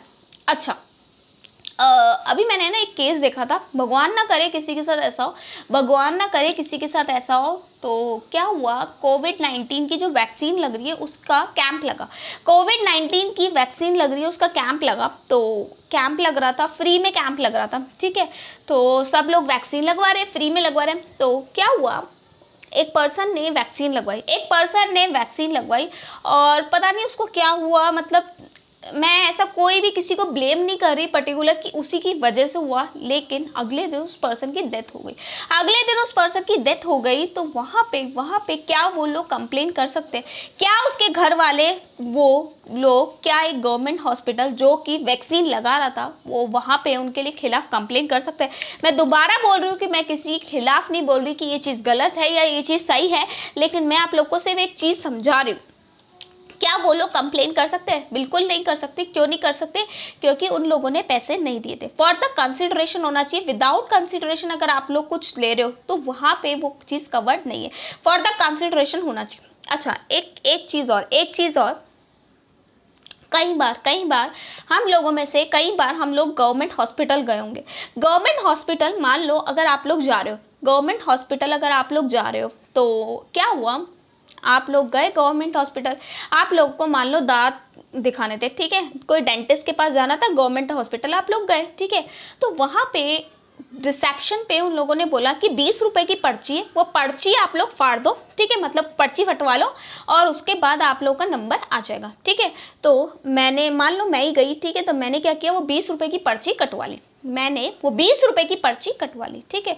अब मैं डेंटिस्ट के पास गई, मेरा टीथ मैंने दिखाया, उसके बाद क्या हुआ, मैं घर आ गई, लेकिन भगवान ना करे भाई मेरे साथ भी ऐसा हो या किसी के साथ भी ऐसा हो। तो उसके बाद मेरे दांत में इतना दर्द हुआ कि मेरा दांत ही निकल के बाहर आ गया। तो वहाँ पे क्या मैं उस डेंटिस्ट के खिलाफ कंप्लेन करा सकती हूँ? क्या मैं ये बोल सकती हूँ? मैं आप लोगों से पूछ रही हूँ, मुझे बताओ, आप लोग जो देख रहे हो वीडियोस, वो मुझे बताओ, कमेंट करो, मुझे बताओ, क्या मैं जाके कंप्लेन कर सकती हूँ? क्योंकि मैंने 20 रुपए दिए थे, तो वहाँ पे मैं कंप्लेन नहीं कर सकती। क्यों नहीं कर सकती? ध्यान से सुना, वो जो 20 रुपए थे वो कोई फीस नहीं थी, वो तो सिर्फ एक नॉर्मल सा कंसिडरेशन था, जिसकी वजह से वो कंसिडरेशन इसलिए लेते हैं, नॉमिनल सी फीस है कि आप लोगों का सिर्फ नंबर लाने के लिए वो लोग सिर्फ रजिस्टर्ड कर रहे हैं, उसके लिए वो कोई आप लोगों से डॉक्टर की फीस नहीं ले रहे थे। तो अगर ऐसा भी है तो वहाँ पे आप लोग कंप्लेन नहीं कर सकते। तो पहला, गुड्स और सर्विसेज किसने खरीदी हो, उसने या तो खुद के या किसी बेनिफिशियरी के लिए। और फॉर द कंसिडरेशन का मतलब होता है खरीदी तो है लेकिन पैसा देके खरीदिए, फ्री की चीज़ें क्या होगी, आप कंप्लेन नहीं कर सकते। अगर मैं आप लोगों को कुछ पढ़ा रही हूँ और मैंने बोला मैं नहीं पढ़ाऊंगी, टाटा बाय बाय, ठीक है, तो आप लोग मेरे खिलाफ कंप्लेन नहीं कर सकते, क्योंकि यहाँ पे हम दोनों के बीच में कंसिडरेशन नहीं है, ठीक है। ये फ्री सर्विसेज है, तो वहाँ पे आप लोग कंप्लेन नहीं कर सकते फॉर द कंसिडरेशन, ठीक है। वैसे मैं पढ़ाऊंगी पूरा, ठीक है। अच्छा, कंसिडरेशन क्या होता है? पेड हो सकता है। पेड का मतलब हुआ, मान लो मैंने आप लोगों को बोला कि मैं आप लोग को पूरा सब्जेक्ट पढ़ाऊंगी, पूरा EBCL या पढ़ाऊंगी, मुझे 10,000 रुपये दे दो, 10,000 रुपये दे दो। तो आपने क्या किया, 10,000 रुपये दे दिए। मैंने आप लोग को बोला मैं आपको पूरा EBCL पढ़ाऊंगी, यहाँ पे मुझे 10,000 रुपये दे दो, तो आपने मुझे 10,000 रुपये दे दिए, तो वहाँ पे कंसिडरेशन पेड हो चुका है, ठीक है। तो वहाँ पे आप लोग, अगर मैं बोलती हूँ अच्छा बाय बाय टाटा अब मैं नहीं पढ़ाऊंगी, दुआओं में याद रखना, तो वहाँ पे आप लोग चाहो तो मेरे खिलाफ कंप्लेन लगा सकते हो। दूसरा, प्रॉमिस टू पेड, ठीक है। प्रॉमिस का मतलब होता है कि मैंने आप लोग को बोला मैं EBCL पढ़ाऊंगी, आप लोग इसके बदले में मुझे 10,000 रुपये दो, आप लोगों ने बोला ठीक है मैम हम दे देंगे। अब मैं आपको पढ़ा रही थी 2 घंटे 3 घंटे मैंने आप लोग को पढ़ा दिया, ठीक है, 2-3 चैप्टर कंप्लीट करा दिए। अब मैंने आप लोग को बोला टाटा बाय बाय, मैं अब नहीं पढ़ाऊंगी, मुझे दुआओं में याद रखना। तो वहाँ पे क्या आप लोग मेरे खिलाफ कंप्लेन कर सकते हो? अभी तक कंसिडरेशन पे नहीं किया, लेकिन प्रॉमिस तो है, फ्री नहीं है। वहाँ पे आप लोग ये बोल सकते हो पढ़ाओ तो सही, हम लोग आपको पैसे देंगे, ठीक है। वहाँ पे आप लोगों ने कंसिडरेशन पे नहीं किया, लेकिन प्रॉमिस टू पेड है, और प्रॉमिस टू पेड होने की वजह से वहाँ पे आप लोग क्या कर सकते हो, कंप्लेन कर कर सकते हो, ठीक है। तो पेड हो गया या फिर प्रॉमिस टू पेड हो गया, ठीक है। अच्छा, वहाँ पे मैं भी आप लोग के खिलाफ कंप्लेन कर सकती हूँ कि मुझे फीस नहीं मिली, इसी वजह से मैंने नहीं पढ़ा, तो वो एक डिस्प्यूटेड मैटर हो गया, वहाँ पे हम लोग डिस्प्यूट करेंगे। लेकिन कंप्लेन तो आप लोग कर सकते हो, क्योंकि फ्री नहीं था, वहाँ पे प्रॉमिस था कि हम लोग आपको इन फ्यूचर फी पे करेंगे, इन फ्यूचर हम लोग फी पे करेंगे। तो फ्री और प्रॉमिस में बहुत डिफरेंस होगा। फ्री में आप लोग कभी भी कंप्लेन नहीं कर सकते, लेकिन प्रॉमिस में आप लोग कंप्लेन कर सकते हो, ठीक है। अच्छा, पार्टली पेड 10,000 फीस थी, 5,000 बोला कि 5,000 अभी ले लो और 5,000 फ्यूचर में ले लोगे, तो पार्टली पेड और पार्टली प्रॉमिस भी हो सकता है। डेफर्ड पेमेंट का मतलब होता है किश्तों में, जैसे कि 2,000 अभी दे दिए, फिर 3,000 दे दिए, फिर 3,000 दे दिए, ठीक है, फिर लास्ट में 3,000 दे दिए, तो ऐसा भी चलता है। तो कंज्यूमर कौन हो सकता है? कंज्यूमर वो इंसान होगा जिसने गुड्स बाय की हो खुद के लिए या फिर बेनिफिशियरी के। बार बार क्यों बोलते हो मैम, बार बार क्यों बोलते हो? क्योंकि बेटा मैं बार बार इसलिए बोलती हूँ ताकि बार बार बोलने से आप लोगों को याद होगा। तो सबसे पहला कंज्यूमर कौन होगा? ये वो गुड्स खरीद रहा है खुद के लिए या फिर बेनिफिशियरी के, सर्विसेज खुद के लिए या फिर बेनिफिशियरी के, पैसा दे रहा है, अपना सपना मनी मनी मनी, अपना सपना money money money money, free free free free free नहीं है, ठीक है, अपना सपना मनी मनी मनी।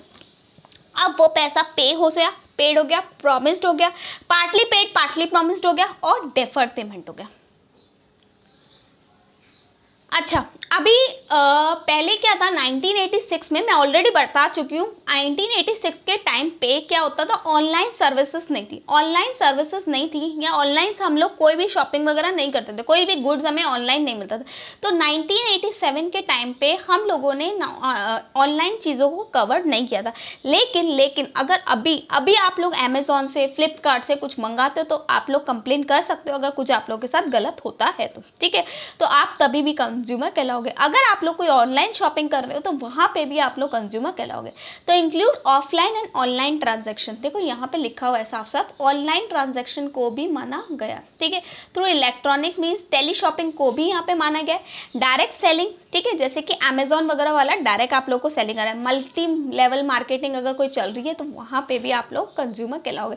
मतलब कहीं से भी खरीद लो आप लोग कंज्यूमर कहलाओगे। पहले ऑनलाइन चीज़ें अगर आप लोग खरीद रहे थे तो उसको कंज्यूमर नहीं माना जा रहा था, क्योंकि 1986 में कहीं पे भी नहीं लिखा हुआ था कि ऑनलाइन ट्रांजैक्शन भी कंज्यूमर प्रोटेक्शन एक्ट में आएगी। और जब नहीं लिखा हुआ था तो वहाँ पे आप लोगों को कंज्यूमर नहीं माना जा रहा था, लेकिन अभी आप लोगों को कंज्यूमर माना जा रहा है।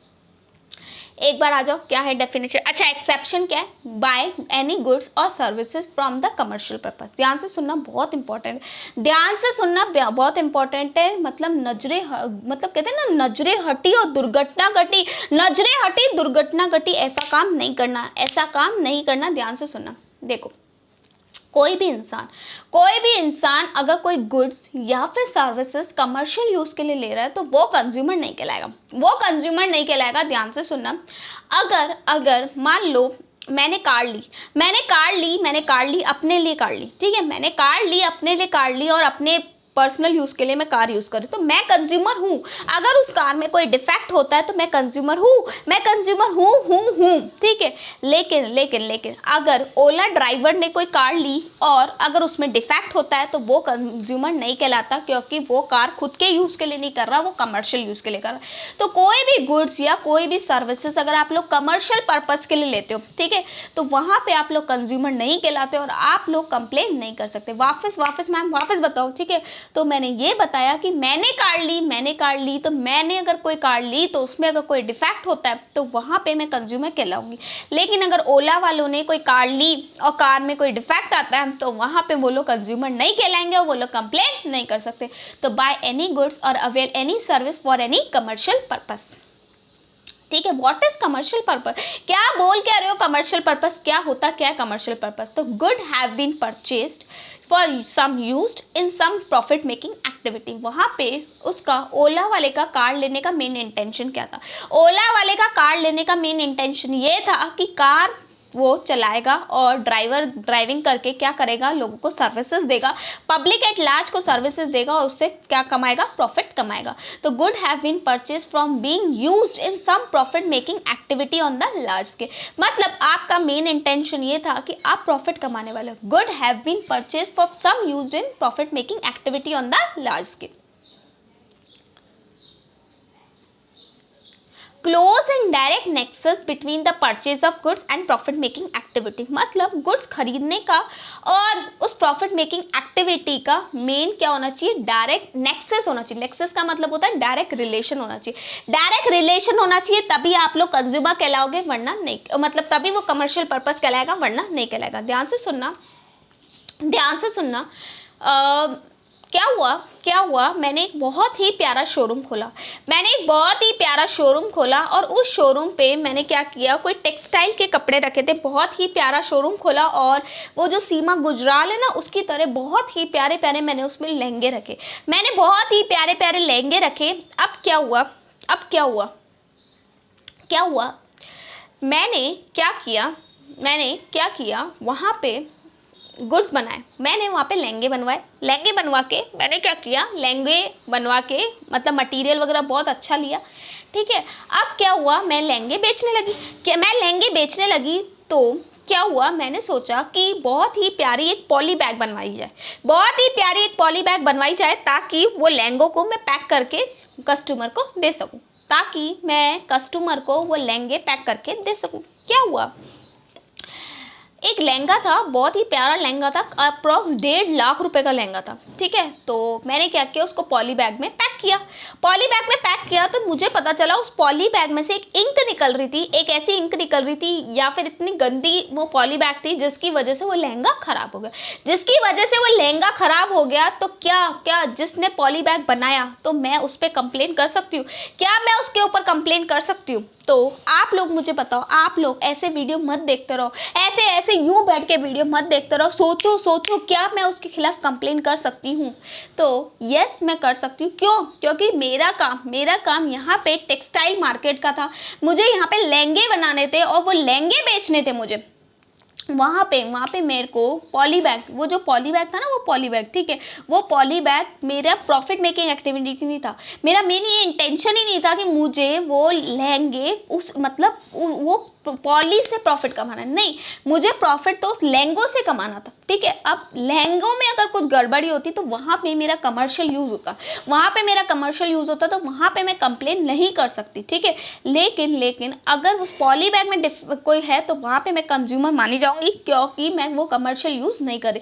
वहाँ पे उस पॉली बैग से थोड़ी मैं प्रॉफिट कमा रही हूँ, मैं तो प्रॉफिट किससे कमा रही हूँ, लहंगों से कमा रही हूँ। तो वो जो एक्स्ट्रा चीज़ें मैं ले रही हूँ, वो मेरा प्रॉफिट मेकिंग एक्टिविटी नहीं है, वो तो मैंने ऐसे ही ले लिया था। तो क्लोज एंड डायरेक्ट नेक्सस होना चाहिए between purchase and good and profit making activity. तो वो जो पॉली बैग मैंने लिए थे ना, वो प्रॉफिट मेकिंग एक्टिविटी मेरी थी नहीं, वो प्रॉफिट मेकिंग एक्टिविटी नहीं थी, वहाँ पे मेरे को मैं कंप्लेन कर सकती हूँ। अच्छा, आप लोग के मन में ये क्वेश्चन आ रहा होगा, फिर कैसे दोगे लहंगे, वो मैं कैसे भी दे सकती थी, मैं नॉर्मल सी पॉली भी ले सकती थी, कैसे भी ले सकती थी, लेकिन पॉली बैग देना मेरा कोई प्रॉफिट मेकिंग एक्टिविटी नहीं था, मेरा लहंगा बेचना प्रॉफिट मेकिंग एक्टिविटी था। तो प्रॉफिट मेकिंग एक्टिविटी कौन सा माना जाएगा, जो कमर्शियल कौन सा माना जाएगा, वो लहंगे, ठीक है, वो पॉली जो है वो कमर्शियल नहीं माना जाएगा।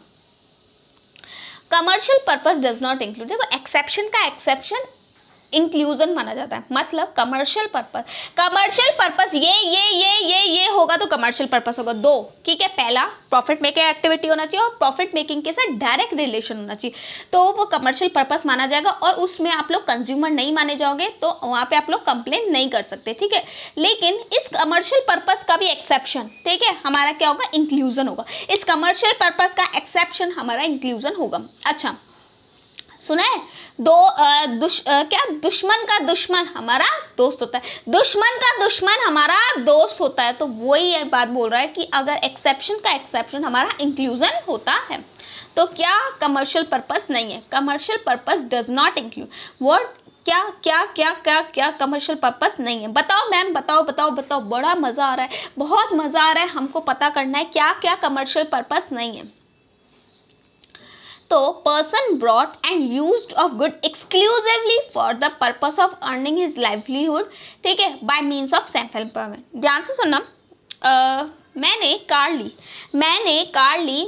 ली, ठीक है, और वो कार मैं खुद के यूज़ में नहीं ले रही, मैं कमर्शियल यूज़ में ही ले रही हूँ, ठीक है।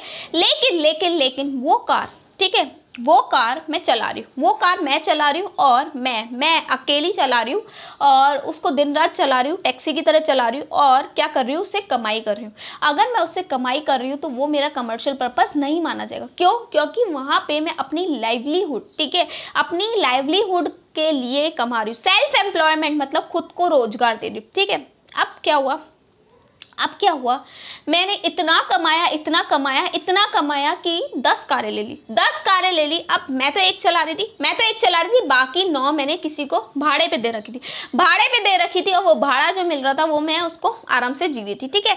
अब वो लोग क्या कर रहे थे, अपने आप वो कार चला रहे थे, ठीक है। तो वो जो 9 कारें हैं वो कमर्शियल पर्पस मानी जाएगी, ठीक है। मतलब अगर एक इंसान कोई काम कर रहा है सिर्फ अपने लाइवलीहुड के लिए, अपने आप को रोजगार दे रहा है, तो वो कमर्शियल पर्पस नहीं माना जाएगा। एक पुरानी पिक्चर थी, ठीक है, उसमें क्या होता है, अमिताभ बच्चन होता है। अमिताभ बच्चन क्या करता है, शुरू में टैक्सी चलाता है, तो वो टैक्सी वो यूज़ करता है, तो उस टैक्सी में अगर कोई प्रॉब्लम होती है तो वहाँ पे वो कंज्यूमर माना जाएगा। क्यों? क्योंकि वो खुद को रोजगार दे रहा है। फिर क्या होता है, वो धीरे धीरे बहुत पैसे वाला हो जाता है, तो वो क्या करता है, 10 टैक्सियाँ ले लेता है। अब 10 टैक्सियाँ ले लेता है तो वो 10 अलग अलग टैक्सियाँ कहता है लोगों को किराए पे दे देता है। अब किराए पे दे देता है तो वहाँ पे वो कमर्शियल पर्पस माना जाएगा, ठीक है। तो वहाँ पे वो कंप्लेन नहीं कर सकता। जबकि वो पहली वाली टैक्सी थी जो वो खुद को रोजगार दे रहा था, तो वहाँ पे वो कमर्शियल पर्पस माना जाएगा, कमर्शियल पर्पस नहीं माना जाएगा, सॉरी, और आप कंज्यूमर माने जाओगे। आप लोगों ने अपने घर के पास देखा होगा, घर में लेडीज क्या करती है, सिलाई मशीन पे सिलाई करती है, सिलाई मशीन पे सिलाई करती है, तो वो भी कमर्शियल पर्पस नहीं माना जाता, कंज्यूमर माने जाते हो आप लोग, और आप लोग कंप्लेन करते हो, ठीक है। लेकिन अगर एक ही लेडी ने घर में 4 लेडीज को और रख रखा है और अलग अलग सिलाई मशीन पे वो सिलाई करा रही है, तो वो कमर्शियल पर्पस माना जाएगा। एक केस हुआ था Lakshmi engineering works versus PSG industrial institute, ठीक है, Lakshmi engineering works versus PSG industrial institute. क्या बोलता है ये केस, ठीक है, a purchase of good can be said to be commercial purpose only if the good have been purchase from some profit making activity on the large scale. There is a close and direct nexus relationship between purchase of good and profit making activity, ठीक है।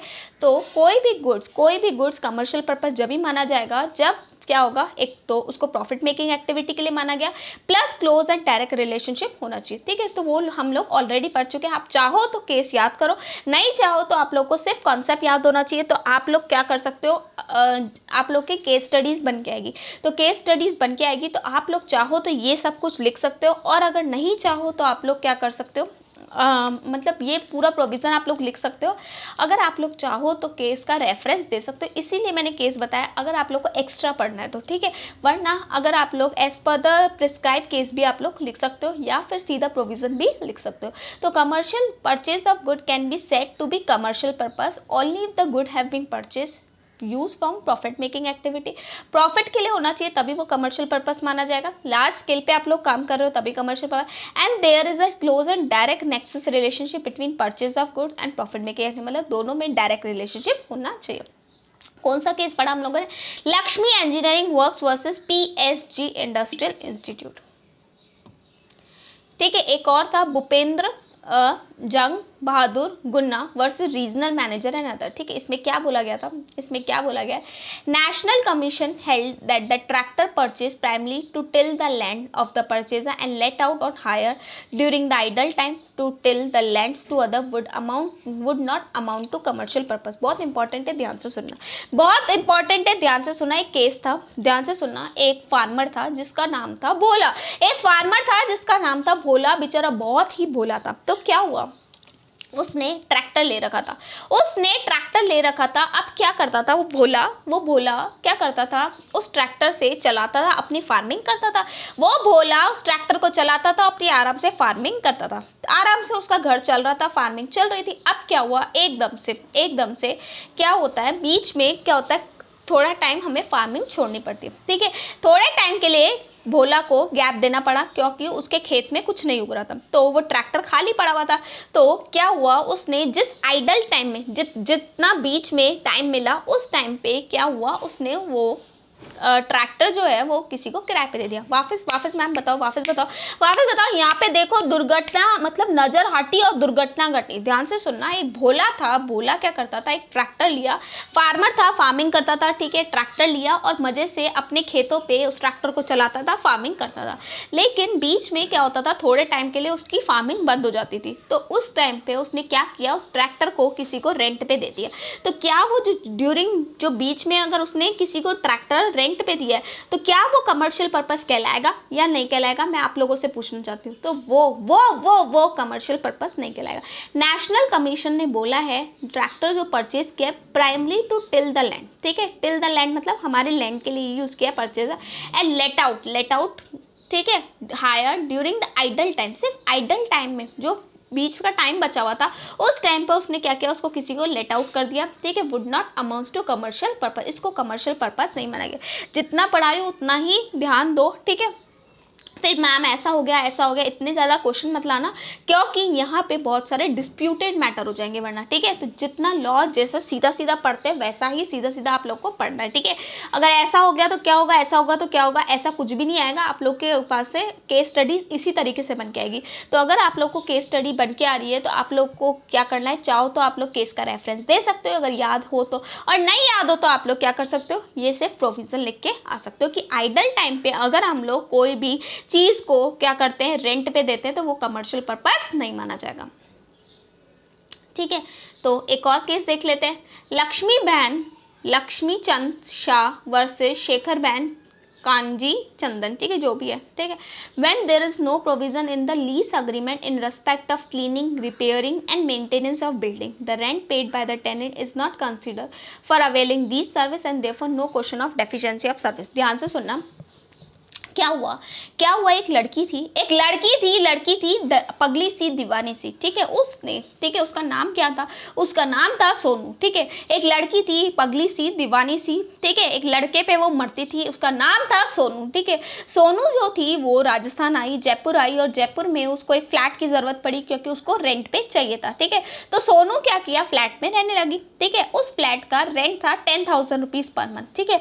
अब उसमें उन लोगों ने क्या किया, जो टेनेंट था, ठीक है, और जो लैंडलॉर्ड था मतलब सोनू और उसका जो मकान मालिक, सोनू और उसका मकान मालिक ने क्या किया, दोनों ने मिलके एक क्या बनाया, रेंट अग्रीमेंट बनाया। क्या बनाया, एक रेंट अग्रीमेंट बनाया। अब क्या हुआ, दोनों ने मिलकर रेंट अग्रीमेंट बनाया और उस रेंट अग्रीमेंट में ऐसा कहीं नहीं लिखा हुआ था कि इस घर की सफाई, इस घर में अगर कुछ प्रॉब्लम हो जाएगी तो वो उसका मकान मालिक पे करेगा, ठीक है। तो सोनू के घर में उसने देखा कि नल में से पानी नहीं आ रहा, ठीक है, पंखा ढंग से चल नहीं रहा, या फिर घर की सफाई नहीं हो रही। तो सोनू ने क्या किया, केस कर दिया मकान मालिक पे और बोला कि मैं 10,000 रुपये पे कर रही हूँ, उसके बावजूद भी ये मकान मालिक मुझे ये सफाई वगैरह नहीं करवा के दे रहा, ये डेफिशिएंसी ऑफ सर्विस है, ये मुझे ढंग से सर्विस नहीं देता। तो वहाँ पे एक प्रोविजन आया, when there is no provision in the, देखो लिखा हुआ है तो एक अलग बात है, लेकिन लीज अग्रीमेंट में अगर कुछ भी नहीं लिखा हुआ कि क्लीनिंग कौन कराएगा, रिपेयर कौन कराएगा, कौन मेंटेन करेगा बिल्डिंग, तो जो भी रेंट पे कर रहा है tenant is not consider for availing service, therefore no question of deficiency. तो वहाँ पे सोनू ये नहीं बोल सकती कि मेरे साथ डेफिशिएंसी हुई, क्योंकि कहीं पे भी रेंट अग्रीमेंट में लिखा हुआ ही नहीं था, कहीं पे भी रेंट अग्रीमेंट में ये लिखा हुआ ही नहीं था कि सोनू ये सर्विसेज कौन देगा, सोनू को ये सर्विसेज उसका लैंडलॉर्ड देगा उसको, ठीक है। तो ऐसा कहीं पे भी लिखा हुआ नहीं था, अगर लिखा हुआ है तो एक अलग बात है। तो वहाँ पे कोई डेफिशिएंसी नहीं हुआ, वो चाह के भी कंप्लेन नहीं कर सकती। कौन सा केस था, लक्ष्मी चंद शाह वर्सेस शेखर बहन कांजी चंदन, ठीक है। तो आप चाहो तो इतना बड़ा केस है, ठीक है, LLS वर्सेस SKC, ठीक है, LLS वर्सेस SKC, ठीक है, केस हुआ था। आप चाहो तो रेफरेंस दे सकते हो, नहीं चाहो तो डायरेक्ट बस प्रोविजन पढ़ो, क्योंकि बीच के प्रोविजन ही इंपॉर्टेंट है। यहाँ से आप लोग की केस स्टडीज बन के आएंगी, यहाँ से आप लोग के क्या करके आएंगे, क्वेश्चन बन के आएंगे जो इनडायरेक्ट क्वेश्चन होते हैं। तो वहाँ पे आप लोग ध्यान दो, ठीक है, यहाँ पे आप लोग को सबसे ध्यान देना है, सबसे ज़्यादा कॉन्सेंट्रेशन की लेवल यहीं पर। तो यहाँ तक आप लोगों को कोई प्रॉब्लम नहीं, यहाँ तक आप लोगों को कोई प्रॉब्लम नहीं आएगी, मुझे पता है आप लोगों को कोई प्रॉब्लम नहीं आएगी, सब कुछ मजे से चल रहा है, सबको समझ में आ रहा है। नो मैम, हम लोगों को कोई भी प्रॉब्लम नहीं है, ठीक है। Consumer dispute, what is consumer dispute? Section 2 subsection 8 बोलता है। मैंने अभी अभी आप लोगों को बोला था थोड़ी देर पहले कि कभी भी कोई भी कंज्यूमर कोर्ट में जब भी जाता है, कोई भी कंज्यूमर कोर्ट में जब भी जाता है जब कोई डिस्प्यूट हो। अगर कोई डिस्प्यूट है ही नहीं तो वो कंज्यूमर कोर्ट में जाएगा भी नहीं। वो कंज्यूमर कोर्ट में जब जाएगा जब कोई डिस्प्यूट होगा। अगर डिस्प्यूट है ही नहीं तो वो कंज्यूमर कोर्ट में जाएगा ही नहीं। A dispute where a person against whom a complaint has been made deny or dispute the allegation contained in the complaint। मतलब ध्यान से सुनना, मैंने हेयर ड्राई लिया और बोला कि ये मेरे काले घने बाल अच्छे हो जाएं, ठीक है, और बाल हो गए खड़े, ठीक है। वहाँ पे मैं गई हेयर ड्रायर वालों के पास और मैंने मैन्युफैक्चरर को बोला ये आपकी गलती है, इसकी वजह से मेरे बाल ऐसे हो गए, अब मेरे बाल सही करवा के दो। अगर वो शराफत से मान जाता है और मेरे को कंपनसेट कर देता है तो ठीक है, वहाँ पे कोई डिस्प्यूट ही नहीं हुआ, वहाँ पे मैं कंप्लेंट कर भी नहीं सकती। कब कंप्लेंट करूंगी? वो बोलता है मैं नहीं देता आप लोगों को मैं आप लोगों को कंपनसेशन नहीं देता, निकलो पतली गली से निकलो। तो वहाँ पे डिस्प्यूट क्रिएट होगा, वहाँ पे मैं कंप्लेंट कर सकती हूँ। तो डिस्प्यूट का मतलब होता है where a person against whom a complaint has been made deny और डिस्प्यूट, मतलब जिसके खिलाफ, अगेंस्ट हुम कंप्लेंट हैज बीन मेड मतलब जिसके खिलाफ मैं कंप्लेंट कर रही हूँ वो डिनाई कर रहा है। वो क्या कर रहा है? डिनाई कर रहा है। Against whom a complaint has been made deny और dispute the allegation contain in the complaint, ठीक है। तो कंप्लेंट में वो क्या कर सकता है? मतलब वो मना कर रहा है कि मैं कंपनसेशन नहीं दूंगा। अब सिंपल था, डिस्प्यूट का मतलब आप लोग को आ भी गया होगा, ठीक है। अब आ जाता है डिफेक्ट या फिर डेफिशिएंसी। डिफेक्ट और डेफिशिएंसी क्या होता है? डिफेक्ट और क्या होता है? डेफिशिएंसी, ठीक है। तो गुड्स में डिफेक्ट होता है, और सर्विसेज में डेफिशिएंसी होती है। गुड्स में डिफेक्ट होता है और सर्विसेज में डेफिशिएंसी होती है, ठीक है। तो डिफेक्ट डिफाइन है सेक्शन 2 सबसेक्शन 10 में। डिफेक्ट डिफाइन है सेक्शन 2 सबसेक्शन 10 में, और गुड्स में डिफेक्ट होता है। डेफिशिएंसी डिफाइन है सेक्शन 2 सबसेक्शन 11 में, ठीक है। 10 में गुड्स और 11 में सर्विसेज, ठीक है। 2 सबसेक्शन 10 में गुड्स का डिफेक्ट है और 2 सबसेक्शन 11 में डेफिशिएंसी है सर्विसेज की। और क्या होता है? ये सर्विसेज की डेफिशिएंसी होती है। तो डिफेक्ट गुड्स में होता है और सर्विसेज में डेफिशिएंसी होती है। मीन्स एनी फॉल्ट, मतलब इसमें खराबी है। जैसे कि हेयर ड्रायर में खराबी थी, ठीक है, वो मुझे हार्म कर गया, ठीक है। तो वहाँ पे मैं कंप्लेन कर सकती हूँ। तो फॉल्ट है, इम्परफेक्ट है, मतलब जैसा बनना चाहिए था वैसा नहीं है, ठीक है। या फिर शॉर्टकमिंग, मतलब सही है लेकिन उसमें कुछ कमियाँ रह गई। आप लोगों को पता है कई बार सेल लगती है, कोई ब्रांडेड चीज़ें होती है, ब्रांडेड कपड़े होते हैं जो कि बहुत सस्ते बिकते हैं। वो इसीलिए बिकते हैं क्योंकि वो जिस तरीके से बनने चाहिए थे वो उस तरीके से बने नहीं है, इम्परफेक्ट है, ठीक है, और उसकी वजह से वो थोड़े सस्ते बिक जाते हैं। तो इसका मतलब कोई फॉल्ट है, कोई इम्परफेक्शन है या शॉर्टकमिंग है अगर कोई किसी चीज़ में, ठीक है, तो वहाँ पे क्या कराया जाएगा? डिफेक्ट या फिर डेफिशिएंसी कहलाएगी, ठीक है। अब किस में हो सकता है डिफेक्ट, ठीक है, या फिर डेफिशिएंसी? क्वालिटी में, ठीक है। हम लोग सोच रहे हैं कि हम लोग एक पर्टिकुलर क्वालिटी की चीज़ ले रहे हैं। हम लोग सोच रहे हैं एप्पल का आईफोन यूज़ कर रहे हैं तो उसमें एक पर्टिकुलर क्वालिटी होनी चाहिए, उसकी एक गुडविल है, उसको वो गुडविल वो मेंटेन करके रखेगा, हमें जो क्वालिटी प्रोवाइड करेगा वो अच्छी होगी। लेकिन वहाँ पे वो अगर हमें ढंग की क्वालिटी नहीं प्रोवाइड कर रहा तो वो क्या है? उसके लिए डिफेक्ट है। दूसरा क्वांटिटी का सबसे अच्छा एग्जांपल है लेस की जो इतनी चिप्स आती है ना 20 रुपए वाली, उसमें लिखा होता है 50 ग्राम या कितना भी लिखा होता है, ठीक है। लेकिन जब मैं उसको खोलती हूँ तो देखती हूँ सिर्फ इतनी सी निकलती है। जब मैं उसको खोलती हूँ तो वो इतनी सी निकलती है, बाकी तो सिर्फ उसमें हवा होती है। वो पागल बनाते हैं, मतलब क्वालिटी, ठीक है। इतना बड़ा पैकेट होता है, इतनी सी चिप्स निकलती, इतना बड़ा पैकेट, इतनी सी चिप्स। तो वहां पे भी केस हुआ है, लेकिन वो लोग ये बोलते हैं कि हम लोग अपने कुरकुरे और ये लेज में हवा इसलिए भरते हैं ताकि वो डैमेज नहीं हो, क्योंकि वो चिप्स इतनी बड़ी बड़ी होती है तो वो डैमेज नहीं हो, तो इसलिए वो लोग बच गए। लेकिन मेरा दिल उनको बड़ा ही गुस्सा आता है। मुझे मतलब इतनी अच्छी लगती है मुझे लेस, और इतनी बड़ी लेस का पैकेट में लाती हूँ लेकिन उसमें सिर्फ इतनी सी लेस निकलती है, तो मुझे बहुत गुस्सा आता है। तो क्वालिटी या फिर क्वांटिटी, ठीक है। क्वांटिटी का मतलब लिखा हुआ कुछ और है लेकिन है अंदर कुछ और।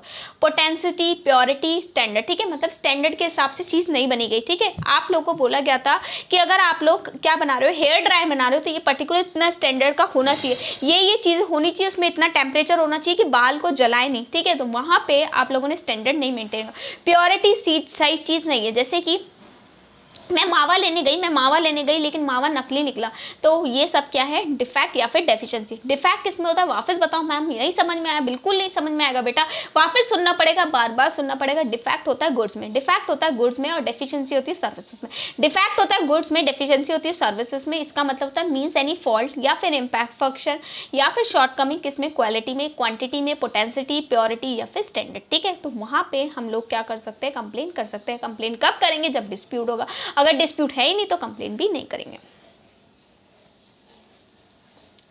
ठीक है। Which are required to be maintain, ठीक है, अंडर एनी लॉ। मतलब लॉ बोलता है कि आपको ये क्वांटिटी क्या करनी पड़ेगी, मेंटेन करनी पड़ेगी, ठीक है। मतलब अगर कानून आपको बोलता है कि आपको ये स्टैंडर्ड मेंटेन करने पड़ेंगे और आप नहीं मेंटेन करते हो, तो वहाँ पे वो लोग आपको कंप्लेन कर सकते हैं, ठीक है।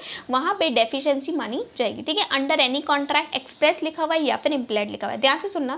पहला क्या बोल रहा है, कानून बोलता है कि ये स्टैंडर्ड मेंटेन करना पड़ेगा, कानून बोलता है ये स्टैंडर्ड मेंटेन करना पड़ेगा। लेकिन अगर नहीं मैन्युफैक्चरर उसको मेंटेन नहीं करता तो उसको डिफेक्ट माना जाएगा, ठीक है, उसको डिफेक्ट माना जाएगा, ठीक है। अच्छा, अंडर एनी कॉन्ट्रैक्ट, मेरा और सामने वाले का कॉन्ट्रैक्ट हुआ था, एक्सप्रेस्ड हो या फिर इम्प्लाइड हो, ठीक है। कई चीज़ें इम्प्लाइड होती है, तो वहाँ पे आप लोग उसको उतना स्टैंडर्ड आप लोग को मेंटेन करना पड़ेगा। जैसे कि मैंने बोला मान लो कि मैं कोई गुड्स खरीदने जा रही हूँ, तो मान लो मैंने घोड़ा खरीदा, तो मैंने उसको बोला था, साफ साफ बोला था कि वो घोड़ा जो है मैं रेस के लिए खरीद रही हूँ, ठीक है। तो मुझे उसमें इतना पर्टिकुलर स्टैंडर्ड चाहिए, ऐसा घोड़ा मुझे देना जो कि भाग सके, जो कि रेस लड़ सके। तो वहाँ पे मैंने उसको एक्सप्रेसली बोल दिया, तो वहाँ पे उसको वो मेंटेन करना पड़ेगा स्टैंडर्ड, तो एक्सप्रेस कॉन्ट्रैक्ट हुआ। दूसरा अगर मैं लेस लेने गई तो लेस में क्या हुआ, लेस खाते ही मेरे को चक्कर आने लगा और मैं गिर गई, ठीक है, मेरी तबीयत खराब हो गई, मेरे को फूड पॉइजनिंग हो गई, मेरी बहुत तबीयत खराब हो गई। तो वहाँ पे एक इम्प्लाइड कॉन्ट्रैक्ट था कि उसको एक पर्टिकुलर स्टैंडर्ड का गुड तो बनाना चाहिए, क्योंकि लेस में अगर आप कोई चीज़ खा रहे हो तो आपको ऐसी कोई उसके अंदर चीज़ नहीं होती जो आपके बॉडी को नुकसान पहुँचाए। तो पहला, लॉ के हिसाब से अगर कोई चीज़ें बोली और आप वो लोग मेंटेन नहीं कर रहे तो वो डिफेक्ट है, ठीक है। दूसरा, अगर कॉन्ट्रैक्ट, हम दोनों के बीच में कॉन्ट्रैक्ट हो रहा है, तो वहाँ पे आप लोग मेंटेन नहीं कर रहे। मैंने साफ साफ बोला था कि घोड़ा मुझे ऐसा ही चाहिए जो कि क्या कर सके, घोड़ा सही तरीके से चल सके, सही तरीके से भाग सके, क्योंकि मुझे क्या करना है, उसको रेस में लेके जाना है। तो वो क्या है, एक्सप्रेस है, ठीक है। तो वहाँ पे उसको इतना ही स्टैंडर्ड का मुझे घोड़ा देना चाहिए था। इम्प्लाइड का मतलब होता है अगर मैं लेस लेने गई, तो मुझे पता है कि मैं खाने के लिए लेने गई, सामने वाले को पता है कि मैं खाऊंगी लेस को, ठीक है, खेलने से नाऊंगी नहीं। तो वहाँ पे उसको लेस ऐसी बनानी चाहिए थी जिससे क्या हो, मेरी बॉडी को नुकसान नहीं पहुँचे। Claim bye the trader in any manner, ठीक है, ठीक है। तो मतलब एक पर्टिकुलर स्टैंडर्ड उसको मेंटेन करना चाहिए, ठीक है। तो claim bye the trader in any manner का मतलब ये होगा कि एक ट्रेडर को एक पर्टिकुलर स्टैंडर्ड का मेंटेन करके रखना चाहिए, ठीक है। तो 3 चीज़ें हो गई which is required to be maintain कैसे करना चाहिए, अंडर एनी लॉ, या फिर एक्सप्रेस, या फिर इम्प्लाइड कॉन्ट्रैक्ट, या फिर क्लेम किया गया है कि इतना तो मेंटेन करना ही चाहिए, ठीक है। डेफिशिएंसी ऑल्सो इंक्लूड, डेफिशिएंसी पहले तो होती किस में, डेफिशिएंसी होती है सर्विसेज में, तो एनी एक्ट ऑफ नेग्लिजेंस और ओमिशन और commission by any person which cause to loss और इंजरी टू द पर्सन। मतलब किसी पर्सन ने नेग्लिजेंस कर दिया। मैंने आप लोगों को बोला मैं ईबीसीएल पढ़ाऊंगी, लेकिन मैं ईबीसीएल आप लोगों को ढंग से पढ़ा नहीं, और जो भी पढ़ाया वो सारा गुड़ गोबर कर दिया मैंने आप लोगों को, मैंने आप लोगों को ईबीसीएल ढंग से पढ़ाया नहीं, और जिसकी वजह से आप लोग पेपर दे के और आप लोग फेल हो गए, ठीक है। तो वहाँ पे अगर मैंने आप लोगों से कंसिडरेशन लिया है तो वहाँ पे मेरी गलती है, डेफिशिएंसी है, ठीक है। या फिर मैंने पढ़ाया तो सही लेकिन आधा ही पढ़ाया, और आधा पढ़ाने की वजह से आप लोग पेपर में फेल हो गए, तो मेरी नेग्लिजियंस है या फिर ओमिशन है, मैं पढ़ाना ही भूल गई, ठीक है। नेग्लिजियंस या फिर ओमिशन मतलब मैं पढ़ाना ही भूल गई, ठीक है। तो वहाँ पे क्या होगा, सामने वाले को लॉस या इंजरी हुई, अच्छा, मैंने आधा पढ़ाया फिर भी आप पास हो गए, वो डेफिशिएंसी नहीं है। मैंने आधा पढ़ाया और आप लोग पास हो गए, फिर वो डेफिशिएंसी नहीं है, ठीक है। वहां पे आप लोग कंप्लेन नहीं कर सकते क्योंकि आपको लॉस नहीं हुआ। वहां पे आप लोग कंप्लेन कर ही नहीं सकते क्योंकि आपको लॉस नहीं हुआ, ठीक है। मैंने एक कुकर ऐसा निकला, ठीक है, मतलब वो कहते हैं ना, वो क्या, कुकर में चने डाल दिए मैंने और कुकर को क्या करा, गैस पे चढ़ा दिया। मैंने कुकर लिया और कुकर को क्या कर दिया, कुकर में चने डाले और चने डाल के मैंने क्या किया, ए राशि क्या कर दी, राशि, ठीक है। कुकर में चने डाल दिए और कुकर को गैस पे चला दिया, ठीक है। ये कहानी थोड़ी सी चेंज हो गई, ठीक है। अब क्या हुआ, कुकर खराब निकला, कुकर फट गया। वहां पे मैं कंप्लेन नहीं कर सकती, लेकिन कुकर फटने की वजह से मुझे नुकसान पहुंचा, मेरे चेहरे पे दाग हो गए, तो वहां पे मैं कंप्लेन कर सकती हूँ, ठीक है। तो डिफेक्ट तभी कहलाएगा जब हमें लॉस या फिर इंजरी हो रही है, ठीक है। और डेफिशिएंसी भी जब कहलाएगी जब हमें लॉस या इंजरी हो रही है, ठीक है। तो डिफेक्ट हो चाहे डेफिशिएंसी हो, दोनों की डेफिनेशन सेम है, तो इसलिए मैंने साथ में पढ़ा दिया। तो कोई भी एक्ट और नेग्लिजेंस मैंने आप लोग को पढ़ाया, लेकिन आप लोग पास हो गए, मैंने आप लोग को गलत पढ़ाया, गुड़ गोबर पढ़ाया, फिर भी आप लोग पास हो गए, तो वो डेफिशिएंसी नहीं है, ठीक है। यहाँ पे आप लोग को लॉस होना चाहिए, याद रख लेना, यहाँ पे आप लोग को लॉस होना चाहिए, which cause loss to the person or injury to the consumer, ठीक है। Deliberately with holding of relevant information by such person to the consumer, मतलब वो जानबूझ के मैंने आप लोगों को ऐसा किया, जानबूझ के, डिलायबिलिटी मैंने आप लोगों को ऐसा किया, ठीक है। मैंने जानबूझ के आप लोग को आधा पढ़ाया, मैंने जानबूझ के आप लोग को सारा गुड़ गोबर पढ़ाया, तो वहां पे डेफिशिएंसी मान जाएगी। मैंने अनजाने में पढ़ाया, वो नहीं होगा। डिलायबिलिटी विथ होल्डिंग, ठीक है, रेलिवेंट इंफॉर्मेशन, मैंने जानबूझ के इंफॉर्मेशन छुपाई, तो वहां पे क्या मानी जाएगी, डेफिशिएंसी मानी जाएगी। एक केस हुआ था, divisional manager LIC of India versus Bhavana नाम, ठीक है, श्रीनिवास रेड्डी, ठीक है। तो केसेस का नाम याद करना, मैं बोलूँगी, अगर नहीं याद हो रहा कोई बात नहीं, लेकिन इसकी जो अंदर मैटर है उसको समझो, और उसके हिसाब से अगर कोई केस बन के आता है, कोई आप लोग के पास इनडायरेक्ट क्वेश्चन बन के आता है, तो आप लोग लिखोगे, ठीक है। तो क्या बोल रहा है, नेशनल कमीशन ने ऑब्जर्व किया जो डिफेक्ट है या फिर नेग्लिजेंस है in regardments of settlement of an insurance claim on allegation of subtraction of any material fact in that case would not constitute deficiency in service on the part of insurance company and it will perfectly open to the aggrieved person to approach the redressal forum to seek appropriate, ठीक है। The default and negligence in regard to settlement of insurance claim and allegation on suppression of material fact in the particular case would constitute a deficiency in the services, ठीक है, on the part of insurance company। ध्यान से सुनना, एक लड़की थी, बहुत ही प्यारी, बहुत ही दीवानी सी लड़की थी। कौन थी हमारी लड़की? सोनू, ठीक है। अब सोनू ने क्या किया, सोनू ने सोचा मैं जॉब वॉब कर रही हूँ, जयपुर में रह रही हूँ अकेली, तो क्या करा देती हूँ, एक LIC करा देती हूँ, अपने नाम पे एक लाइफ इंश्योरेंस करा देती हूँ, ठीक है। तो लाइफ इंश्योरेंस उसने कराना है, तो लाइफ इंश्योरेंस एजेंट को उसने घर पे बुलाया। अब लाइफ इंश्योरेंस एजेंट जब उसके घर पे आया तो क्या हुआ, उसने बोला कि पहले आप अपना मेडिकल चेकअप कराओ, सब कुछ कराओ, ठीक है, और है ना ये सारी रिक्वायरमेंट्स हमारी होनी चाहिए, ठीक है। सोनू ने पढ़ा, सोनू ने सब कुछ करा दिया, ठीक है। उसके बाद उसने साइन कर दिया, ठीक है। और एक सेकेंड, ठीक है, थोड़ा सा हिल गया यार, ठीक है। तो सोनू ने क्या किया, सोनू ने उसको क्या किया, चेक कराया। सोनू ने पूरा मेडिकल चेकअप करा दिया। सोनू ने जब पूरा मेडिकल चेकअप करा दिया, सब कुछ करा दिया, उसकी रिपोर्ट सब सही गई थी, सब कुछ सही था, ठीक है। अब क्या हुआ, उसने क्या करा दिया, LIC करा दी, सब कुछ हो गया, ठीक है। अब वो आराम से प्रीमियम दे रही थी, इंश्योरेंस कंपनी वाले ने क्या किया, सब कुछ दे दिया, ठीक है। अब क्या हुआ, एकदम से क्या हुआ, सोनू की डेथ हो गई, ठीक है। ऐसा नहीं हो किसी के साथ भी, तो सोनू के घर वालों ने लाइफ इंश्योरेंस कंपनी से पैसा क्लेम किया। तो उन लोगों ने बोला कि ये जो डेथ हुई है वो एक्सीडेंट की वजह से हुई है और हम लोग एक्सीडेंट को कवर नहीं करते। तो उन लोगों ने जब वो पेपर निकाल के देखा तो उसमें ऐसा कुछ भी लिखा हुआ नहीं था, लेकिन लाइफ इंश्योरेंस कंपनी बोल रही है कि एक्सीडेंट वाले डेथ को हम लोग कवर नहीं करते, ठीक है, उन लोगों ने बोल दिया, ठीक है। तो वहाँ पे डेफिशिएंसी इन सर्विस मानी जाएगी। ध्यान से सुनना, नेशनल कमीशन ने बोला कि डिफ़ॉल्ट और negligence in part of settlement of insurance, अगर इंश्योरेंस कंपनी ने सेटलमेंट करने में क्या किया, डिफ़ॉल्ट कर दिया। आप बोल रही है कि हम लोग पैसे नहीं देंगे क्योंकि यहाँ पे क्या हो रहा है, हम लोग एक्सीडेंट को कवर नहीं कर रहे, ठीक है।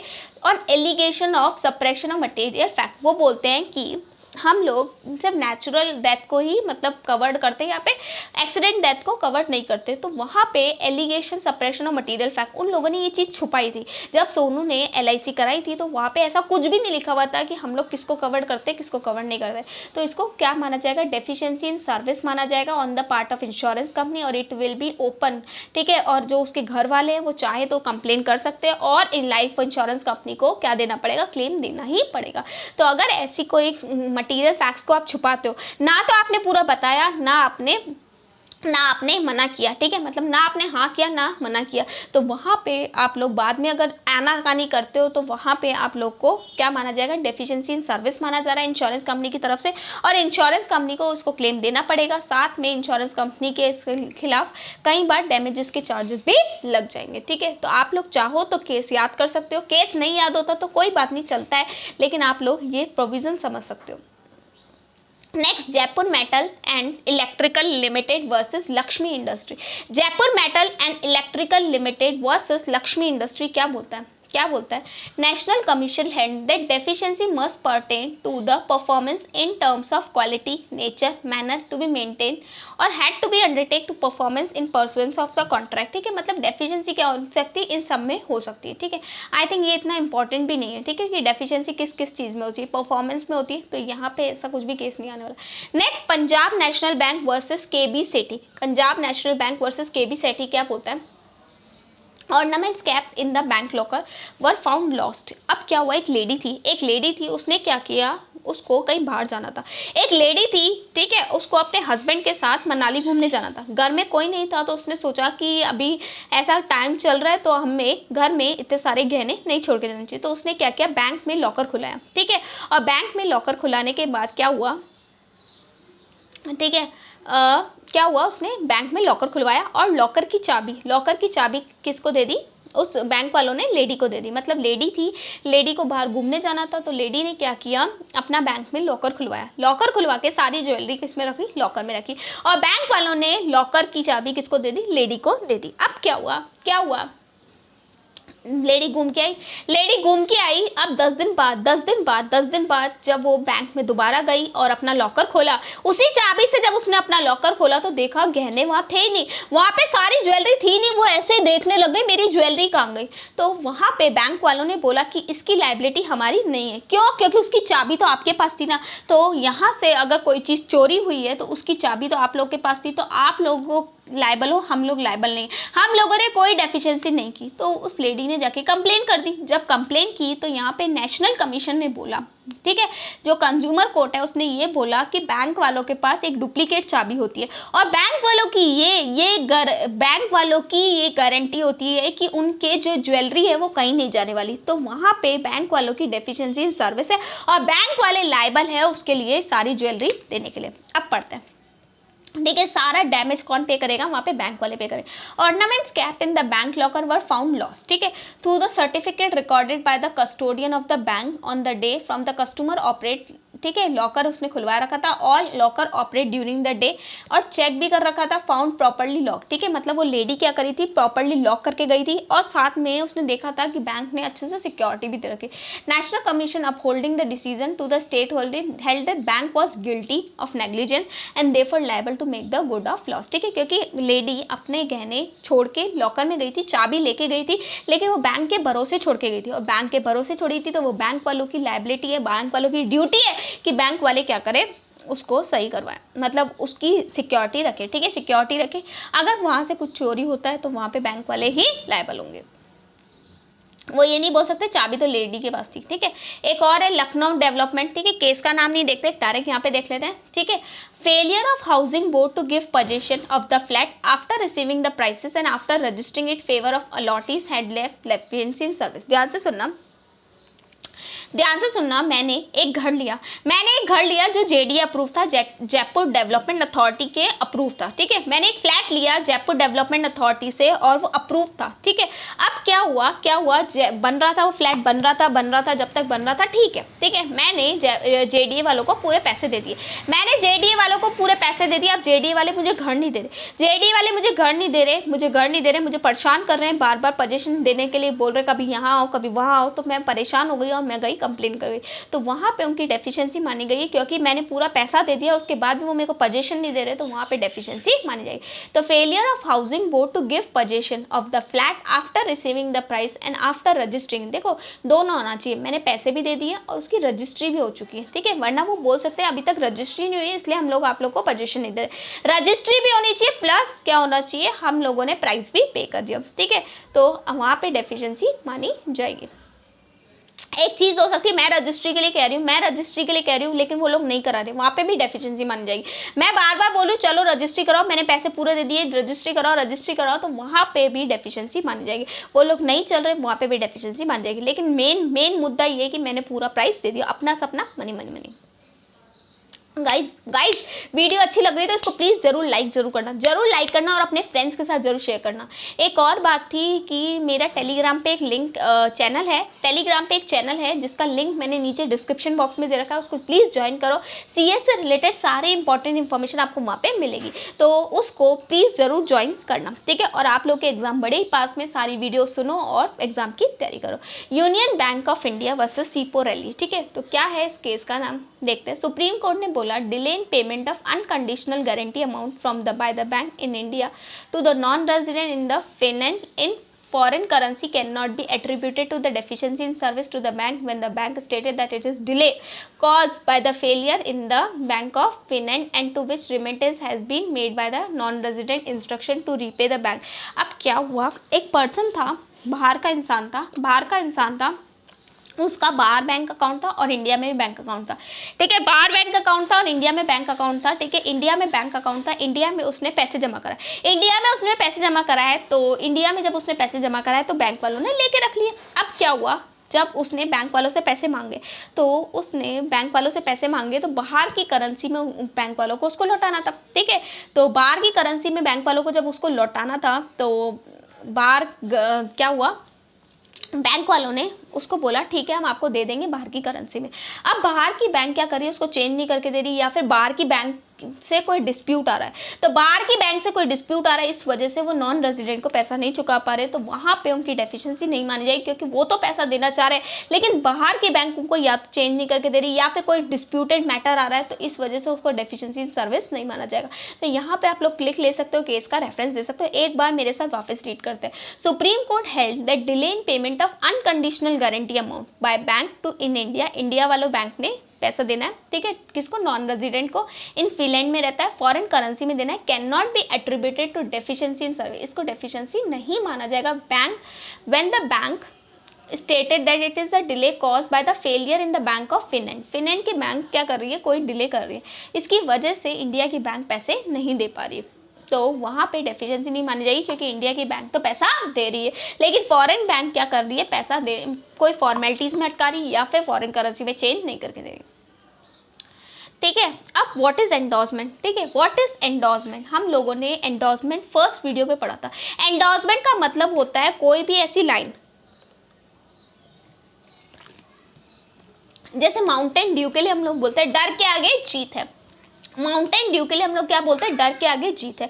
तो कोई भी एडवर्टीजमेंट, जैसे red Bull gives your wings, ठीक है, तो कोई भी ऐसी एडवर्टीजमेंट जिसमें कोई लाइन कोटेड है वो क्या है, एंडोर्समेंट है। वो जो लाइन कोटेड है वो क्या है, एंडोर्समेंट। तो एंडोर्समेंट का मतलब क्या है, सबसे पहले एंडोर्समेंट डिफाइन है सेक्शन 2 सबसेक्शन 18 में। एंडोर्समेंट डिफाइन है सेक्शन 2 सबसेक्शन 18 में, means in relation to advertisement means, ठीक है, क्या है, कोई भी मैसेज, जैसे कि Red Bull gives your wings, ठीक है, वर्बल स्टेटमेंट हो सकता है, डेमोस्ट्रेशन मतलब दिखा के हो सकता है, कोई शेप हो गई, कोई अलग से डिज़ाइन हो गई, ठीक है, depict in the name signature, likeness or other identify personal character of an individual, ठीक है, या फिर कोई भी पर्सनल कैरेक्टर, जैसे कि कोई पर्टिकुलर एडवर्टीजमेंट है जिसमें क्या है, हमारे अमिताभ बच्चन है, जिसमें क्या हुआ है, हमारे अमिताभ बच्चन आए, तो अमिताभ बच्चन आए तो उनकी एक अलग पर्सनैलिटी है। मतलब अगर अमिताभ बच्चन कोल्ड ड्रिंक पी रहे हैं तो बच्चे देखेंगे अरे बिग बी कोल्ड ड्रिंक पी रहे हैं तो हम भी पिए, बिग बी कोल्ड ड्रिंक पी रहे हैं तो हम भी पिए। एक बार क्या हुआ था, अमिताभ बच्चन ने एक कोल्ड ड्रिंक की ऐड की थी, ठीक है, तो वहाँ पे एक छोटी बच्ची थी, उसने बोला कि अगर आप खुद कोल्ड ड्रिंक पी रहे हो तो आप हम बच्चे कैसे नहीं पियेंगे, हम आपको देख के तो पियेंगे ना, क्योंकि आप एक अलग पर्सनालिटी, आपको देख के हम लोग प्रेरित होते हैं और आपको अगर आप पी रहे हो तो हम भी पियेंगे। तो उसके बाद वो क्या करते हैं, वो कोई भी ऐड ऐसा नहीं करते जिसकी वजह से किसी को नुकसान हो, ठीक है, वो हमेशा कोई भी ऐड करते हैं तो वो देखते हैं, बिग बी जो है वो हमेशा ये देखते हैं कि इस ऐड की वजह से किसी मतलब इस प्रोडक्ट की वजह से किसी को नुकसान नहीं हो, तभी वो ऐड करते हैं, वरना नहीं करते, ठीक है। तो कोई भी ऐसी पर्सनालिटी है जो आ रही है जिसको देख के हमको ऐसा लगता है कि हाँ हमें भी ऐसा करना चाहिए, ठीक है।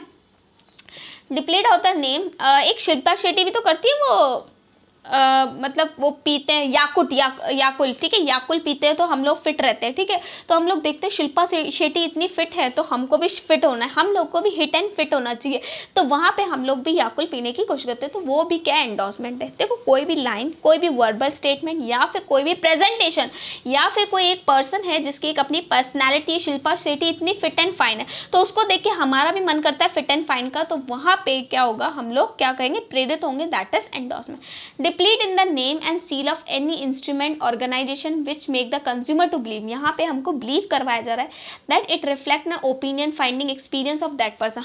शिल्पा शेट्टी को देख के लगा याकुट वो पीती है तो हम भी क्यों नहीं पिए, क्यों नहीं हम भी पिए, हम भी फिट एंड फाइन हो, तो ऐसा देख के लड़कियों को प्रेरित हुआ, वो है ना, कहते हैं हम लोग भी फिट एंड फाइन क्यों नहीं हो, ठीक है। तो वहाँ पे ये एंडोर्समेंट कहलाएगा, ठीक है। तो एंडोर्समेंट क्या है, एंडोर्समेंट कोई भी मैसेज हो सकता है, चाहे वर्बल हो चाहे डेमोस्ट्रेशन हो, ठीक है। दूसरा कोई एक ऐसी पर्सनैलिटी जिसको देख के हम लोग प्रेरित होते हैं, ठीक है, तो वो कंज्यूमर को बोलेगा कि हम लोग उसको परचेस करें। अब व्हाट इज हार्म, हार्म मतलब होता है नुकसान, हार्म मतलब नुकसान, हार्म मतलब नुकसान, harm in relation to product liability. What do you mean by harm, harm का मतलब होता है नुकसान। तो हार्म का मतलब होता है नुकसान, हार्म का मतलब होता है नुकसान। और देखो नुकसान होगा ना, नुकसान होगा तभी आप कोर्ट में जाओगे, अगर नुकसान नहीं है तो आप कोर्ट में नहीं जाओगे, ठीक है। तो नुकसान है तो आप लोग कोर्ट में जाओगे और अगर नुकसान नहीं है तो आप भी कोर्ट में नहीं जाओगे, ठीक है। तो नुकसान का मतलब क्या होता है, जैसे कि मैंने कुकर लिया, कुकर में चने डाले और चने डालने के बाद क्या हुआ, मैंने कुकर को गैस पे रख दिया, कुकर फट गया, अगर मुझे कोई नुकसान नहीं हुआ तो वहाँ पे मैं कंज्यूमर कोर्ट में नहीं जा सकती, ठीक है। लेकिन हार्म मुझे जब भी कहलाएगा जब उस कुकर के फटने की वजह से मुझे लग गई, ठीक है। तो देखो, तो harm in relation to product liability include, ठीक है, include damage to any property other than product itself. ध्यान से सुनना, कुकर में चने डाले, कुकर फट गया, कुकर को नुकसान हुआ, वो हार्म नहीं है, कुकर को नुकसान हुआ वो हार्म नहीं है, मुझे लग गई वो हार्म है। देखो डैमेज टू एनी प्रॉपर्टी, किसी को भी, मुझे लगना या दीवार को लगना या किसी और को लगना, ठीक है, तो वो क्या हो गई, हार्म कहलाएगा। Other than product itself, product को लग गई वो हार्म नहीं कहलाएगा।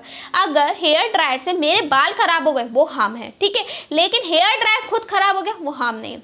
पर्सनल इंजरी हो गई, इलनेस हो गई या किसी पर्सन की डेथ हो गई तो वो सब कुछ हार्म में आता है, ठीक है। नेक्स्ट क्या है, मेंटल, ठीक है, मेंटली मुझे परेशानी हुई, इमोशनल डिस्ट्रेस हो गया, ठीक है। Accident to personal injury, illness, ठीक है, मतलब प्रोडक्ट यूज करने के बाद मेरा दिमाग खराब हो गया, एकदम से जब मैंने हेयर ड्रायर यूज किया तो मेरे दिमाग के तार हिल गए तो मैं पागल हो गई, तो मेंटल इलनेस वगैरह भी होती है, तो वो भी क्या हुआ, हार्म हुआ। मेरे को बॉडी में हार्म नहीं हुआ, मुझे हेयर ड्रायर लगाने के बाद बाल मेरे सही है लेकिन मेरा दिमाग खराब हो गया, तो वो भी मेरा क्या हुआ, हार्म हुआ, ठीक है। मतलब एक पर्सनल इंजरी का मतलब होता है कि मुझे लग गई, ठीक है, या फिर किसी दूसरे को लग गई, लेकिन अगर मुझे लगी नहीं लेकिन मेरा दिमाग खराब हो गया तो वो भी क्या हुआ, हार्म हुआ। इमोशनल डिस्ट्रेस हुई, वो भी क्या हुआ, हार्म हुआ। इमोशनल डिस्ट्रेस कैसे हो सकता है, मान लो मैंने कोई प्रोडक्ट मंगाया अमेज़ॉन से कोई प्रोडक्ट मंगाया, अमेज़ॉन वालों ने क्या किया, प्रोडक्ट गलत दिया। अब मैं बोल रही हूँ आप लोगों ने ऐसा किया, वो लोग बोल रहे नहीं मैडम ऐसा नहीं हुआ, ऐसा नहीं हुआ। इसकी वजह से मेरे को दिमाग में दर्द होने लग गया, मैं पागल होने लग गई, इमोशनली मैं परेशान होने लगी। तो वो भी क्या है, हाँ मैं ठीक है। मैंने आप लोगों को बोला कि मैं आप लोग को EBCL पढ़ाऊंगी और अब बोल रही हूँ चलती हूँ, बाय बाय टाटा, दुआओं में याद रख लेना। इसकी वजह से आप लोग टेंशन में आ गए और आप लोगों का पेपर बिगड़ गया, दैट इज हार्म, ठीक है ना। तो वो भी इमोशनल डिस्ट्रेस भी हो सकता है।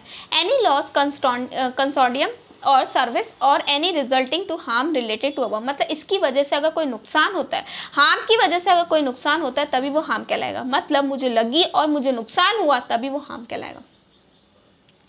But does not include any harm cause to the product itself, मतलब कुकर में चने चढ़ा दिया, अगर कुकर खुद फट गया तो वो हार्म नहीं है, ठीक है। वो हार्म नहीं है, उसकी वजह से किसी और को लग गई, वो हार्म है, ठीक है।